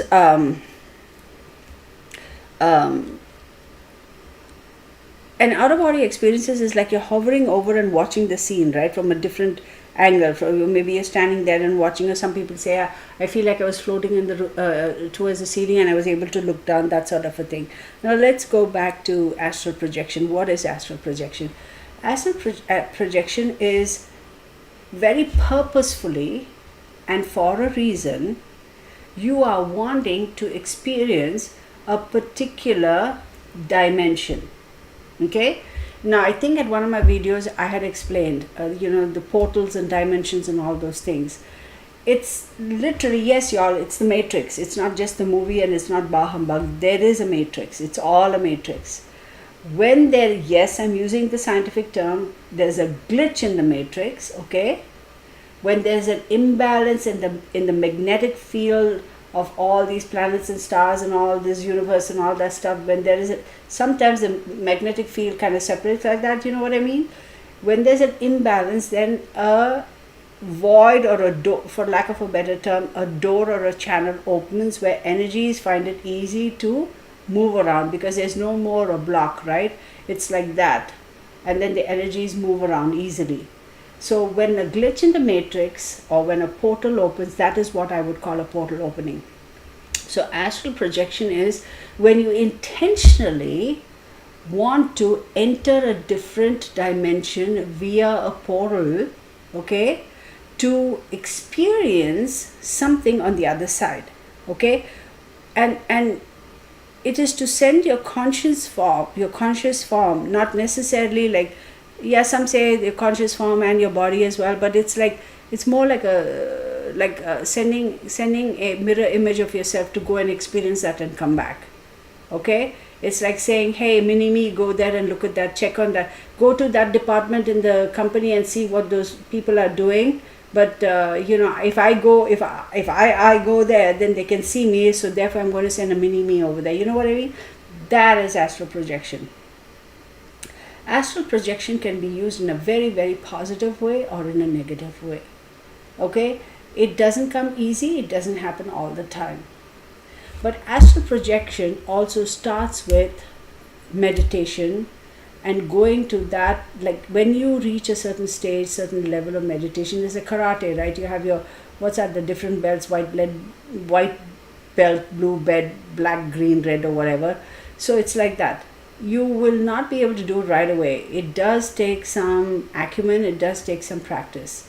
And if you're able to astrally project yourself, you will be able to see things, you will be able to see things from that are happening at a different place, different time. Does that mean that you will be able to see things in the future, or will you be able to see things in the past? Now let me ask you a question. If time and energy is fluid, is there really a thing called the future, or is there really a thing called the past? That is a question I ask y'all. Go think about that. Okay, so we touched on astral projection, and we could go into that all day, y'all. Now let's talk about portals. Like I said, portals is literally a doorway, okay, a safe doorway that allows energy to freely travel back and forth.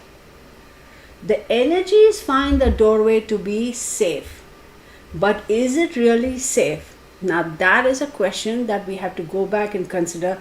What kind of energy are we wanting to come through? The energies find that the doorway is safe, but is that doorway safe for us? If we leave that doorway open and assign it to any energy can come in through there, then it could be tricky. But if we say, I'm going to make that doorway safe only for positive light energy to come through, then only positive light energy will come through. So you need to decide what kind of a portal you want to set up, right, or have or access, and therefore understand the gravity and the responsibility of opening a portal, because you are solely responsible for the kind of energy that comes through and how you manage that. That's on you. That's your cross to bear.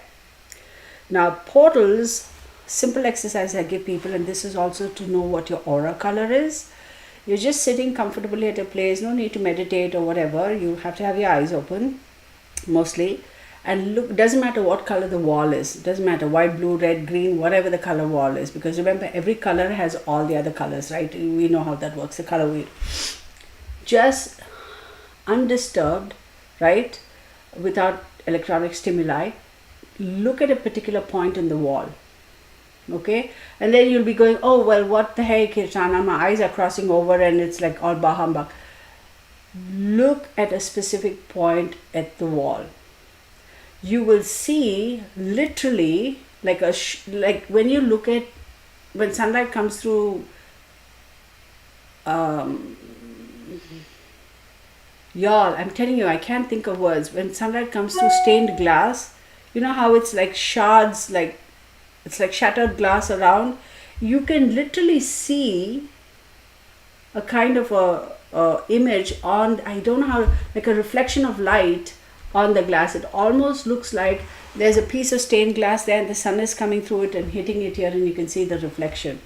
The most prominent color that you see would be an aura.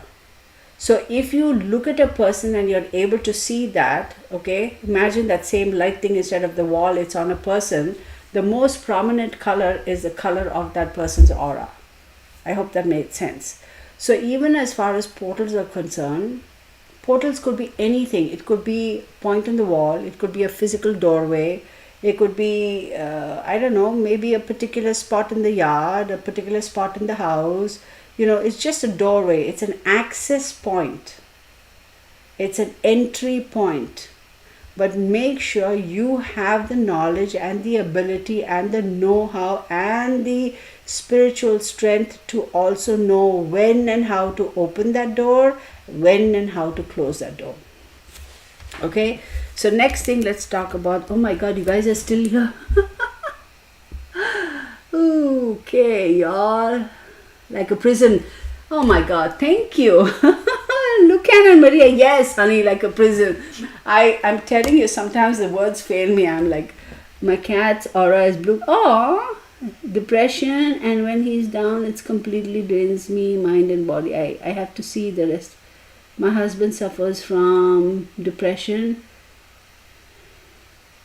So for somebody like that, Tiffany, I'm going out on a limb. Try a simple thing like color therapy, okay? So try color therapy, and what I mean by color therapy is blues and greens and grays and all the somber colors, dark browns and all that. Try to kind of, just like try and get him some brighter colors, like cheery colors, like pale yellow or a light blue, or just try color therapy. Just try it, okay? It could just be like if he sits on the couch and he watches TV and all that stuff, like get him of course now winter's coming, try and get him something that looks a little bit more cheery. As far as he's probably going to go, okay, it's winter and you're getting me a yellow throw, but a simple thing like that, try and of course it's very difficult. I don't know how many people actually use like bright yellow bed sheets, right, or bed linen. So some shape or form, in a small way, try color therapy. I've always been afraid of leaving my body because I'm afraid someone else will beat me back to my body. So that is, again, you have to know, you have to understand how to reground yourself and come back. Astral projection is all fine and dandy. It's fun and awesome, and I can astrally project myself anywhere, and that is a very, very, very valid question. Okay, like I said, it's again you're going to another realm and coming back. Do you know how to find your way back? Right? That's the most important thing. So people, don't mess around with this stuff. Don't come back to me and say, okay, Tana, it was so easy. I actually projected and it wasn't anyway. If you really did it and it was easy for you, hats off to you. I tip my hat to you. But I'm telling you, just smoking pot and doing all those things and say I was able to astrally project, I don't want to hear none of that. I'm just saying. Do essential oils help with intuition and healing? Absolutely. So the five senses, right? Your sight, your hearing, your nose, your taste was at 1, 2, 3, 4, and your sense, right? Sense of touch. So anything that relates, like I'm going to go a little into Asperger's syndrome or that sort of a thing. There are some people who are worried about, they get very stressed with certain colors, certain textures, certain noises. So think about that. So why? Because their senses are so heightened that when they see that, it's like boom in their face, and they are not equipped to handle it. Okay, so the same way, yes, essential oils too, smells too, right? Essential oils, it's all about your nose, your smell. So how does it affect you? So think about that too. Yes, it does help. Intuition and healing, it does. In terms of helping you open your chakras, help you heal your intuitions. It's all tools that help you accomplish a specific thing, right? Like an agenda, or it's a means to an end, right? That's what I would say. I used to date a guy who was a very well-read witch. He taught me some stuff. He did Tai Chi too. He was very handsome but very intense. That does happen. Emre, yes, they can be very intense. Yes, they are. Absolutely, they are. App called Necrophonic on my phone to talk to spirits. Is there any way before I close the app that I should close things? Should I say something, or is it okay to just see? That's on you. Okay, that's your personal preference. Me personally, I have not used it, although I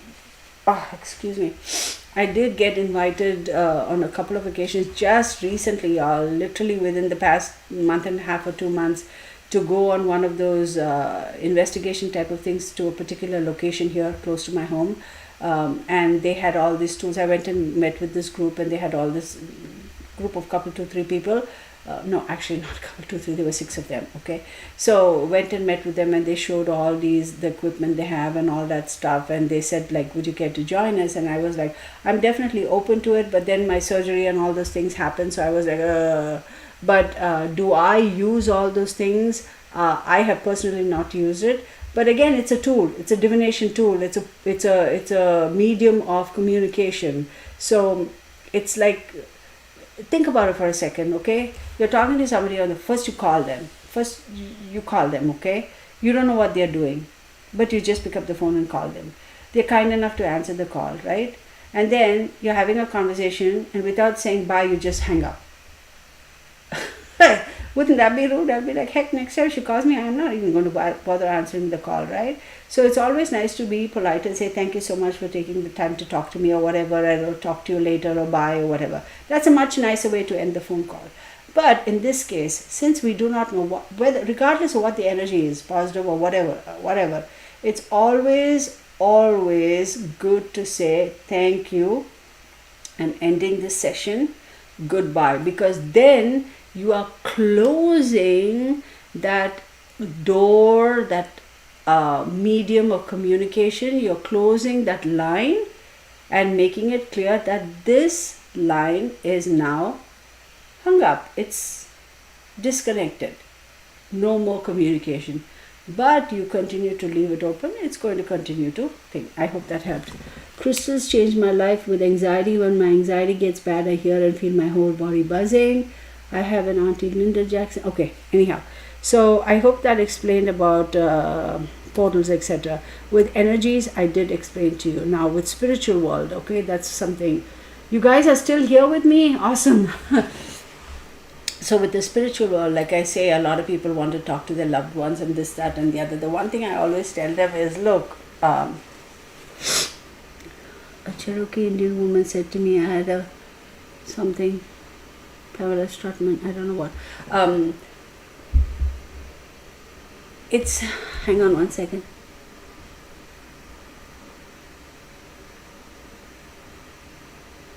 Make sure you smash the like button. I love this. Oh yeah, you guys.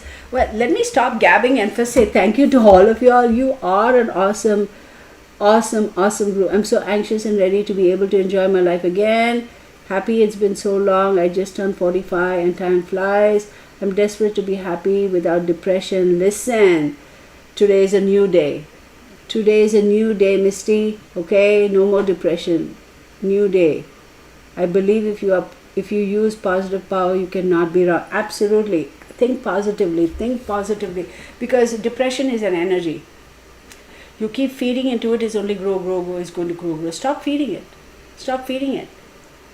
It's easy to say, I grant it, I agree. It's difficult when you're dealing with it. But think about it. It's a never-ending appetite, right? Depression, never-ending appetite. What is it that's feeding that appetite? Somebody... Thank you for going live. Love your channel and energy, Jay. Thank you. I appreciate you. But here's the thing. Stop feeding that. Okay? Whatever it is that's feeding it, that's causing it, you know, right? You know what is causing your depression. Cut it off at its source. Stop. It's going to take time, honey. It's not going to happen overnight. Stop feeding that depression. It's like never ending. I'm hungry. Stop feeding it and say enough. No more feeding. Change your thought process. If your mind is experiencing depression, okay, because it is in your mind has the power and the ability to overcome it.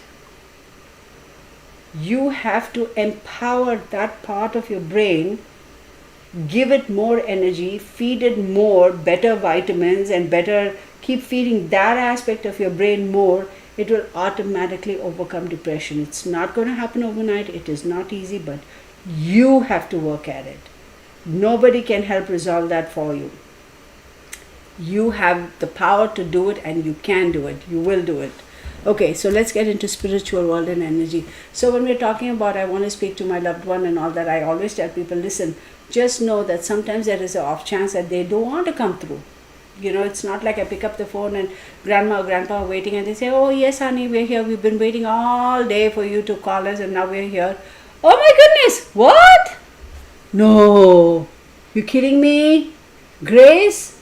Oh my God, thank you so much. All of y'all who have contributed, all of y'all who have commented, all of y'all who have shown up here. Oh my God, every one of you, my heartfelt appreciation. and for your contributions, comments, and everything. Thank you so very much. I'm just blown away. I don't know what to say. Oh my God. Okay, anyway, let me get back to this before I forget. Squirrel again. So please know that sometimes they may not necessarily want to talk, okay? And let's say we very specifically want to talk to grandpa, but grandpa is like, I don't have the time for this, but grandma or the grand aunt or somebody else comes through. That happens quite often, believe it or not. That don't take it in a bad way and feel sad that, oh, I really wanted to talk to so-and-so, but they don't want to talk to me now, I feel even poorly. No, it doesn't mean that they're never going to talk to you. It's just that maybe at that point in time, their energy is not strong enough, coming through strong enough to want to communicate. So that happens. So go with that, understand that. Another thing is, as far as the spiritual world is concerned, pay attention to your dreams, okay? I'm telling you people, if you get a dream about a person living or one who has passed, okay, pay attention to your dreams. You have no idea how people communicate, even from the physical world, right? I have had times when my son has picked up the phone and he's called me and he says, Mom, last night I had a dream that, you said this, and this. And I go, oh my goodness, I was just thinking about all that yesterday. And I was actually planning on calling you today to discuss A, B, C, D, E. So our subconscious mind, astral projection, our subconscious mind is projecting our intentions out into the universe, okay? So pay attention to your dreams. Okay, don't just limit yourself and say, only my loved ones who have crossed over come in my dreams. Your living people in the physical world could also be communicating via dreams. So pay attention to that, okay? And make notes of that. So I think I have covered all of that. Now I think what I should do, I do apologize because I know I had that little bit drama going on when I started. So we started 20 minutes late. I'm thinking at 10 o'clock we'll shut it down because it's 9:38. I don't want to keep you guys up any longer. So a couple of questions. Pamela, that's awesome. So generous. I know, right? I mean, seriously. Delvin said good night. Okay, good night. Emre. Grace Green says thank you for sharing your experience and knowledge. I must can't keep on track. Thank you, Grace.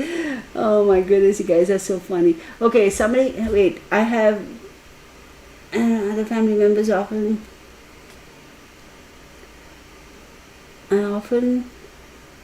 wake up bawling.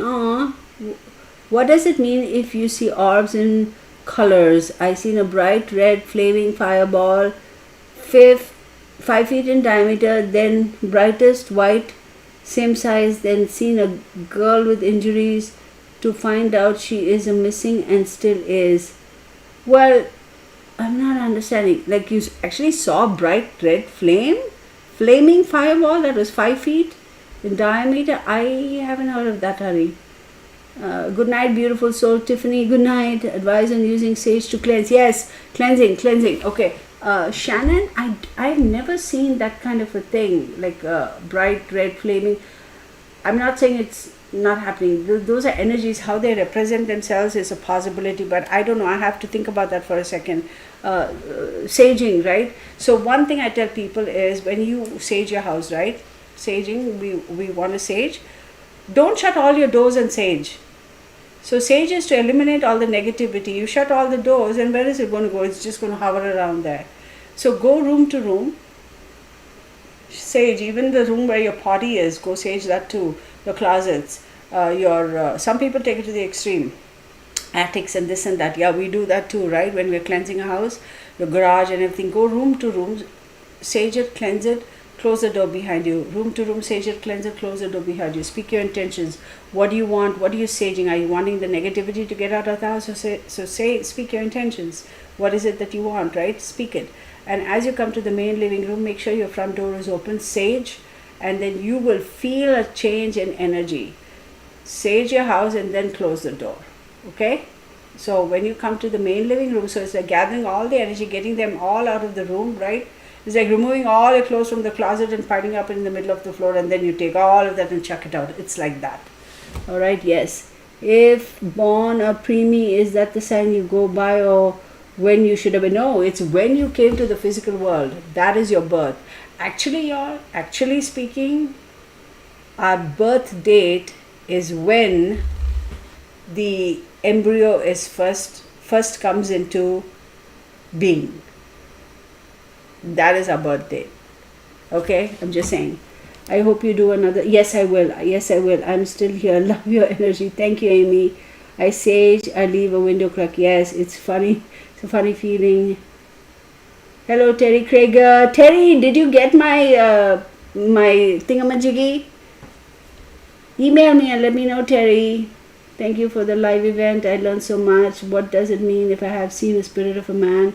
We stared at each other and he walked and faded, and I am an empath. Do I have other abilities? I don't know, honey. If you have clearly been able to see spirit like that, then clearly you have some abilities, right? But what does it mean that he popped up? I don't know who he is. I don't know what the circumstances are. Do you know anybody who you think might want to communicate with you? That you have to look into, okay? As far as do I have abilities, only you know that, right? Only you know that. Does it happen often, or is it a one-off thing? So think about that. Is it a recurring thing? Then, you'll know the answer to the question. I have begun to grow my own sage and other herbs, not knowing what I may need them for. But sage seemed important. Yes. Scorpio, Ursa, thank you. Can you have 2 spirit atoms? Yeah, absolutely. Yes, insemination. Thank you. Conception date. Thank you. Yes, I think you can. What? You can. Mons different. I don't know what that means. Pamela Strutman, 5/17/1958. Okay. What brand of tarot cards do you suggest for a beginner? Okay, so just shop online. I'm sure there are enough and more. Of course, I hear Amazon. A lot of my people, they come and say, I bought it on Amazon. Raider Waite, W-A-I-T-E, I think. R-A-I-D-E-R. Just go find a Raider Waite deck.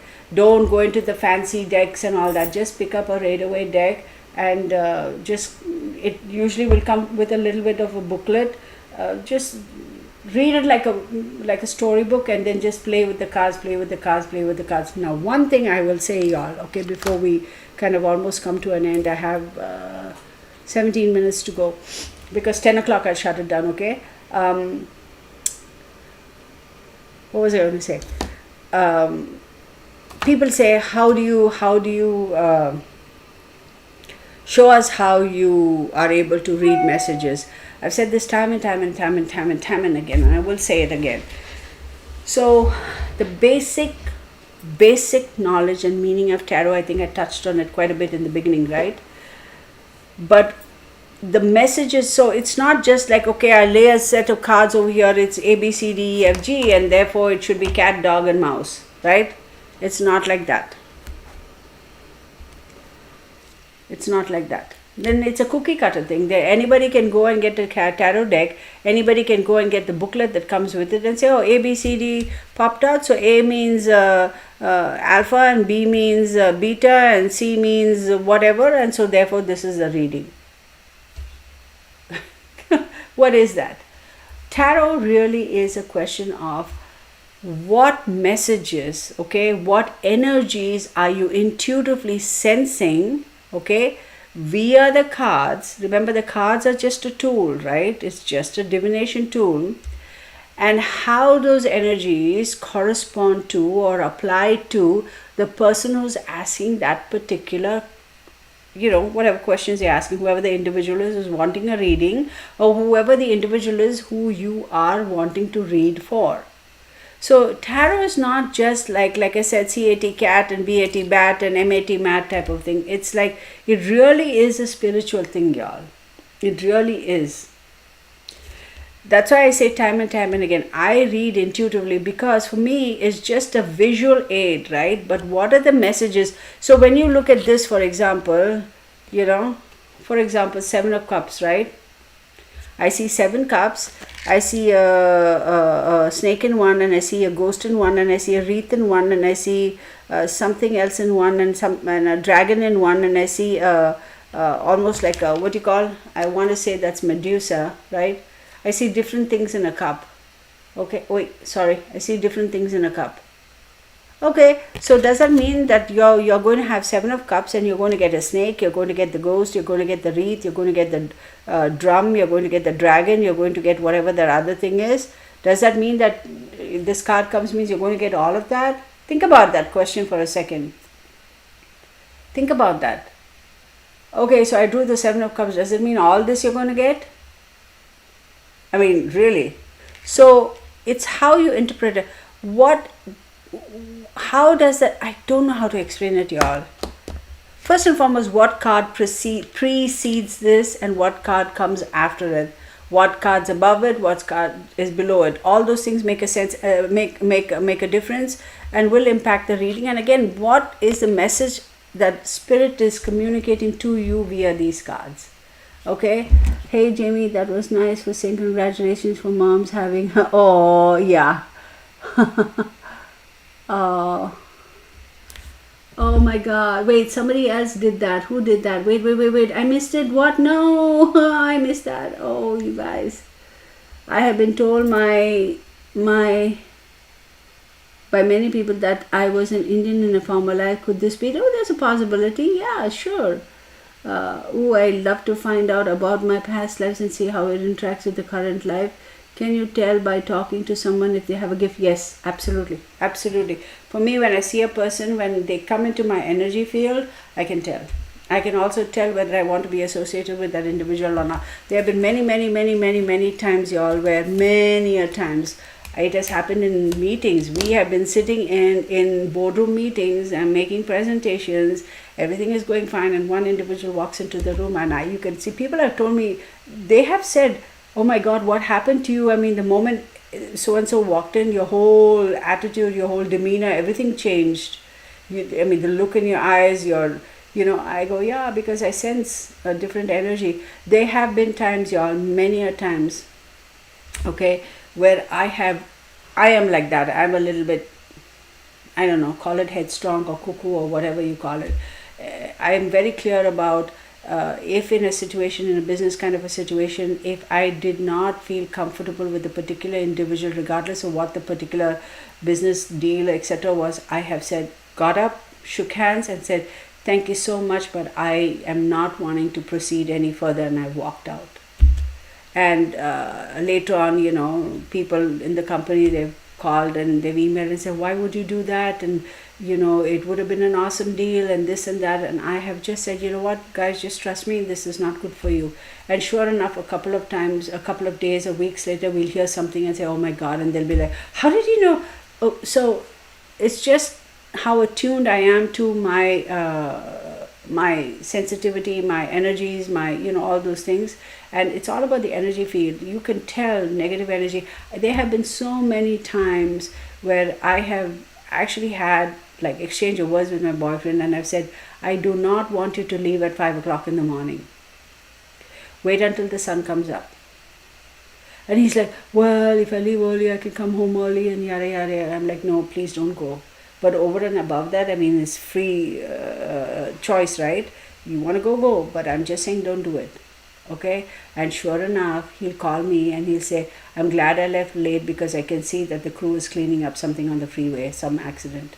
So things like that, I sense it. And yes, I can also sense when there is somebody, like I'll tell you a simple thing. Somebody asked me on one of my social media platforms, and she was like, oh, I want to have a reading, I want to do this, I want to do this, how do you make a payment, how do you do this? And I'm like, yeah, I have PayPal. Somebody said I have Venmo, I don't have Venmo. Somebody said Zelly, I don't have Zelly, I just stick to PayPal and leave it alone, right? I don't want to complicate things. And then she said she had difficulty with PayPal and her account was hacked, which is all factual, right? Things like that have happened. I can't help you with that. You have to figure it out. So she asked, how do I go about doing it? I said, go to the page and it'll make sure my profile is up. And then, you say you want to transfer so much money or not. It's follow the prompts. It's as simple as that. And after all that, she comes back and she keeps harping about, and I knew it. She keeps harping about, do you have a website? Do you have a website? Do you have a website? I said, currently I don't. I am doing a major overhaul on my website. By the end of this year, my website is going to be up. I'm really working on it, y'all. It's going to be pretty, I'm hoping that if everything goes according to what I want, it's going to be a pretty extensive website. I'd rather go on my website and I'd rather use my debit card. And right then and there I said, okay, she's not serious. She's just wanting to go on my website and see what I have there. And I feel like she's somebody who's just snooping around for information. So I didn't even respond. I left it at that. So I can sense that. There was another individual who on one of my live things, she had posted something, and she had posted her date of birth and wanted to know, and I'm going to say it in the open forum because you're all there, she wanted to know what her past life name was. And I said, that's an odd question to ask. Wanting to know about your past life is something, but wanting to know your name in the past life. Well, A, how do you know you had just one past life? It could have been 220, 200. So which one are you asking about? So I was a bit curious. I said, it's odd to have a question. Somebody said, what was my name in my past life? Right by that, I knew she was just testing me. And she gave her date of birth as 4/14 something. And I said, okay, if you want to, I said it was an odd question. And then immediately I think she said something to the effect of, oh, looks like you don't find it easy to something, or it's difficult for you to see or something. I was like, chick, whatever, dude, like, do that. And right off the bat, I knew that the date of birth that she was giving me was incorrect. And I said in the chat, in the video, I said, I will be more than happy to look it up for you, but send me an email with your date of birth. And I think I also said, I want your driver's license. You can scratch out all the address and, the driver's license number and all that. But I want to see your name, okay, and your date. You can even close the picture, I don't care. Because on this, I can't see your pictures. So block out your picture, block out your address, block out your driver's license number. I don't want none of that. But I want to see the date of birth and the name match. And never heard from her again. So it's like, stop BSing. Like, why are you wasting my time? I mean, don't. It's whatever. So let's see, what are the questions? I have good intuition for all. Trust your gut. Trust your gut. She was trying to get to you to do it. Yeah, for free. Yeah, absolutely she was. Down unless I go against it. Yeah. First impressions. Yes, absolutely. Do that. Yeah, dude and dudette, right? Hey, if dude is masculine, then dudette must be feminine, right? Hey, come on now. She was. So, what else did I want to talk about? Yeah, I'm going to continue to post videos on, missing persons and all that. Busted, yeah, exactly, confirmation. I'm going to post, pardon my sniffles, I'll post videos on, the different cases. I am definitely going to do that. Another thing I want to say is I have gotten quite a few, hi friend, adore you and your style, you're amazing. Amber, give me kiss, fam. I like those names. Thank you, I appreciate you. One thing is I have gotten a lot of emails, y'all. They are not posting those comments though, but they're giving me, bring some home. Yes, I agree.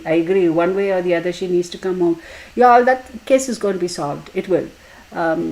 People are just sad, trying, cause issues. God bless you. Yeah. Where will you do another post on summer? I will. Napa Valley girl, thank you. Oh, I'm so jealous. Are you really in Napa Valley? Oh my God. Seriously? Yes, I do read palms. Yes, absolutely. So when people ask for a palm reading, both hands. Some people say, oh, for females it's left hand and for males it's right hand and all that stuff. I don't. I said I always want palm prints of both hands. So what I tell people is just get some watercolors, from the dollar store or whatever, Dollar General or whatever, any color, doesn't matter what color it is, and paint your hands with watercolors. Don't go and buy oil paint and fancy paint and all that, or even just get an ink pad. But how, the ink pad where they put the seals and stamps, but that won't cover your whole hand. I will say take off your rings, right, and put your fingers together and put it on white paper, let it dry, fold it and mail it to me. Or email it to me. Do you sometimes have a heart? Who is it? I'm working. Do you sometimes have a hard time getting rid of headaches that are a result? Yes, it does happen. Yes, residual energy. Spirit lead me here because of how real you are. I watched one of your videos and you mentioned Freddie and Frankie, and that was my cue. Spirit looking. Aww, you know why? Cause you're. What, Abby, lighter, you be friendly. Oh, you guys are really awesome. Women can have the, yeah. I've been interested in Reiki. Yes. Can the teacher tell me if I will be able to apply it to help others? Absolutely, absolutely, absolutely. Learn it, learn it, learn it. Even if you can't help others, you can help yourself. And once you keep practicing and practicing and practicing, you will get there. Absolutely. Does it mean something if you have a red birthmark on your palm? Okay, that's a very, very interesting question. So birthmarks can tell us a lot.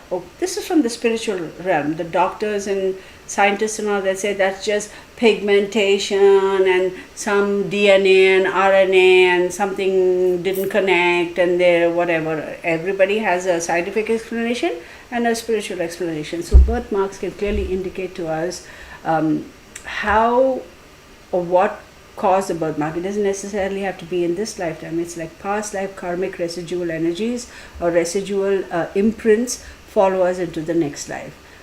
So you can tell, did that person you can tell what caused that birthmark. Okay, was it just a bruise? Was it a gunshot? Was it a knife? Was it something that caused them death? It's unbelievable. It's pretty intense. You can actually tell if you have red birthmark in your palms. Yeah, I have to see where it is. I mean, if you just tell me it's by this finger and there, I can't know. We'll have to see what are the lines, what lines it's touching and accessing and that sort of stuff. Can you on your session do palm reading too? Yeah. How do you do personal readings? No, I don't do personal readings online. Amber, give me kiss fam. Amber, I have an email address, therealtarot1123@gmail.com. It is in the description box. Send me an email. I'll give you all the details. And then I usually have people call. I don't do Zoosk. I do WhatsApp. Call me on WhatsApp and I'll show you the cards just like I do the video. I'll show you the cards, do everything. One little hitch I had was I used to be able to record the videos and email it to people, but for some reason I'm unable to. This computer is saying it's too big or this or that or some bah humbug. So that's that. Can you address 13 sign questions I emailed to? I don't know, honey. I have to go look at the email. Rumple long hair, I will look at it. 13 science questions, yes, I'll have to look at the email. I'll respond. My cousin was Reiki master for animals. Yes, it does help animals too, absolutely. I want to do animal Reiki. Yes, it does help them. I used to compete and ride horses and all that stuff. It helps. You have no idea how many racehorses have their own Reiki things going on. My daughter has a birthmark on the back of her neck, right at the base of her skull. That's interesting. My Aunt Mary always said both palms, it is the only way. Yes, she got a tick and has lost all her memory. So sad. Who's that? Who are you talking about?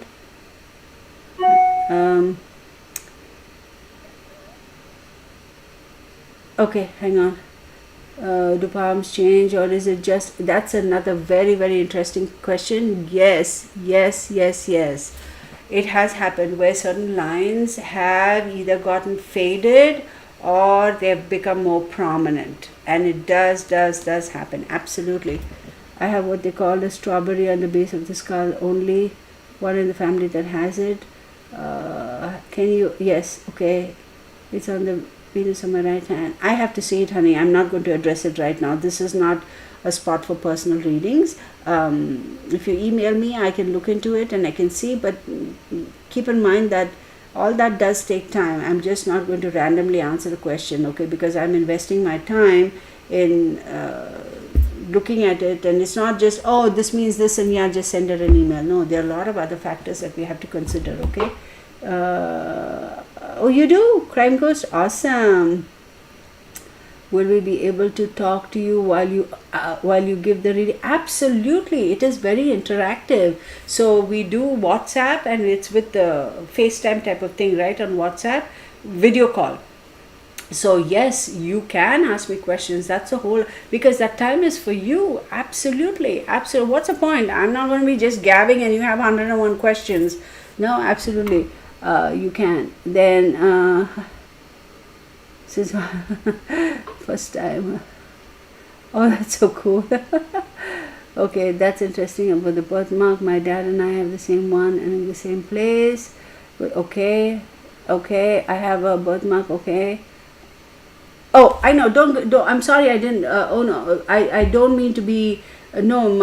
If I said that a little bit rudely or a little bit harshly, it wasn't because I was annoyed. I mean, please, please, please. I apologize if I came across as being a little harsh, Jay. I do apologize. The reason why I don't answer personal questions here, there's a reason, because when I answer, I don't filter. I just answer. And sometimes people are not expecting that level of transparency, and they may not want others to be privy to that. That's what I was trying to say. So, Jay, I do apologize. My intention was not to come across, harshly or be disrespectful. That's the only reason why I don't. And also, it's not a simple question, right? Like I said, there are a lot of factors that need to be considered, and it takes some time. So that's what I was trying to say, Jay. I do apologize if you misunderstood me. My intention was not to be rude. Okay, I do apologize. Can you post your email? Yes, it is in the description box. Elise Mazuko. It is the real tarot 1123, all one word, at gmail.com. Yes, absolutely, Elise. You can do that.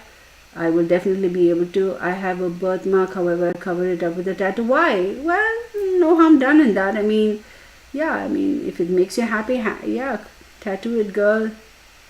Tattoo it. You are not okay. I just don't. I mean, sometimes people kind of, might misconstrue, just the way I can misconstrue or misunderstand somebody else. So I just wanted to make it clear. That's the only reason why I don't do. Jay, I apologize once again, and thank you for understanding. So.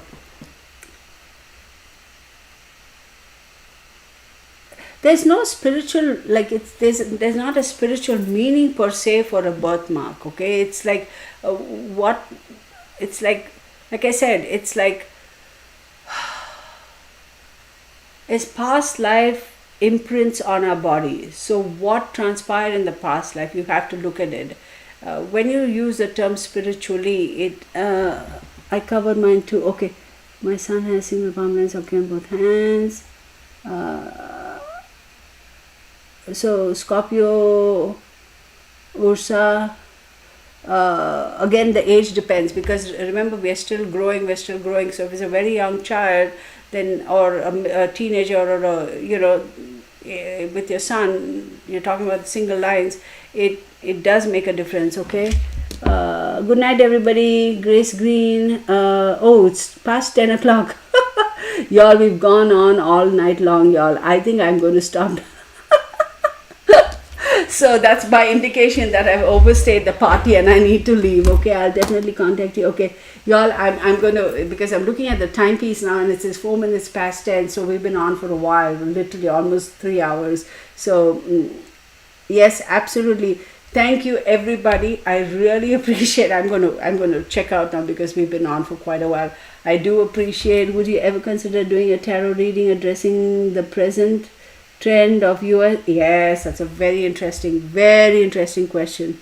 Crime Ghost is 1:04 p.m. here in Australia. Oh my goodness. Okay, it's 10:04 p.m. now where I'm at. So I'm gonna check out now. Okay, so thank you all so very much, all of y'all, and I do appreciate every one of you, your comments, your contributions, the fact that y'all are all here.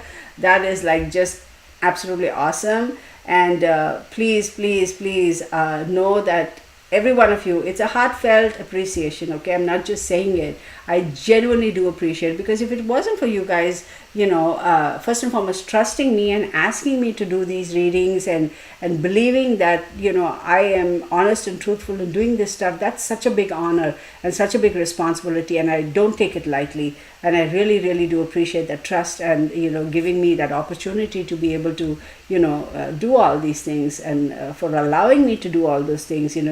It's not something that it really is an honor. That's the only way I look at it. So thank you so much. Love you all. Good night. Okay, and whichever part of the world you are in, stay safe. And even though I'm going to be traveling, I'm going to continue with my readings. I will do live, and I will also be doing the usual, the monthly and weekly and all that stuff, and the consultations as well, just from a different location. Okay, much love to you, all of you all. Have a good night. Stay safe. Bye.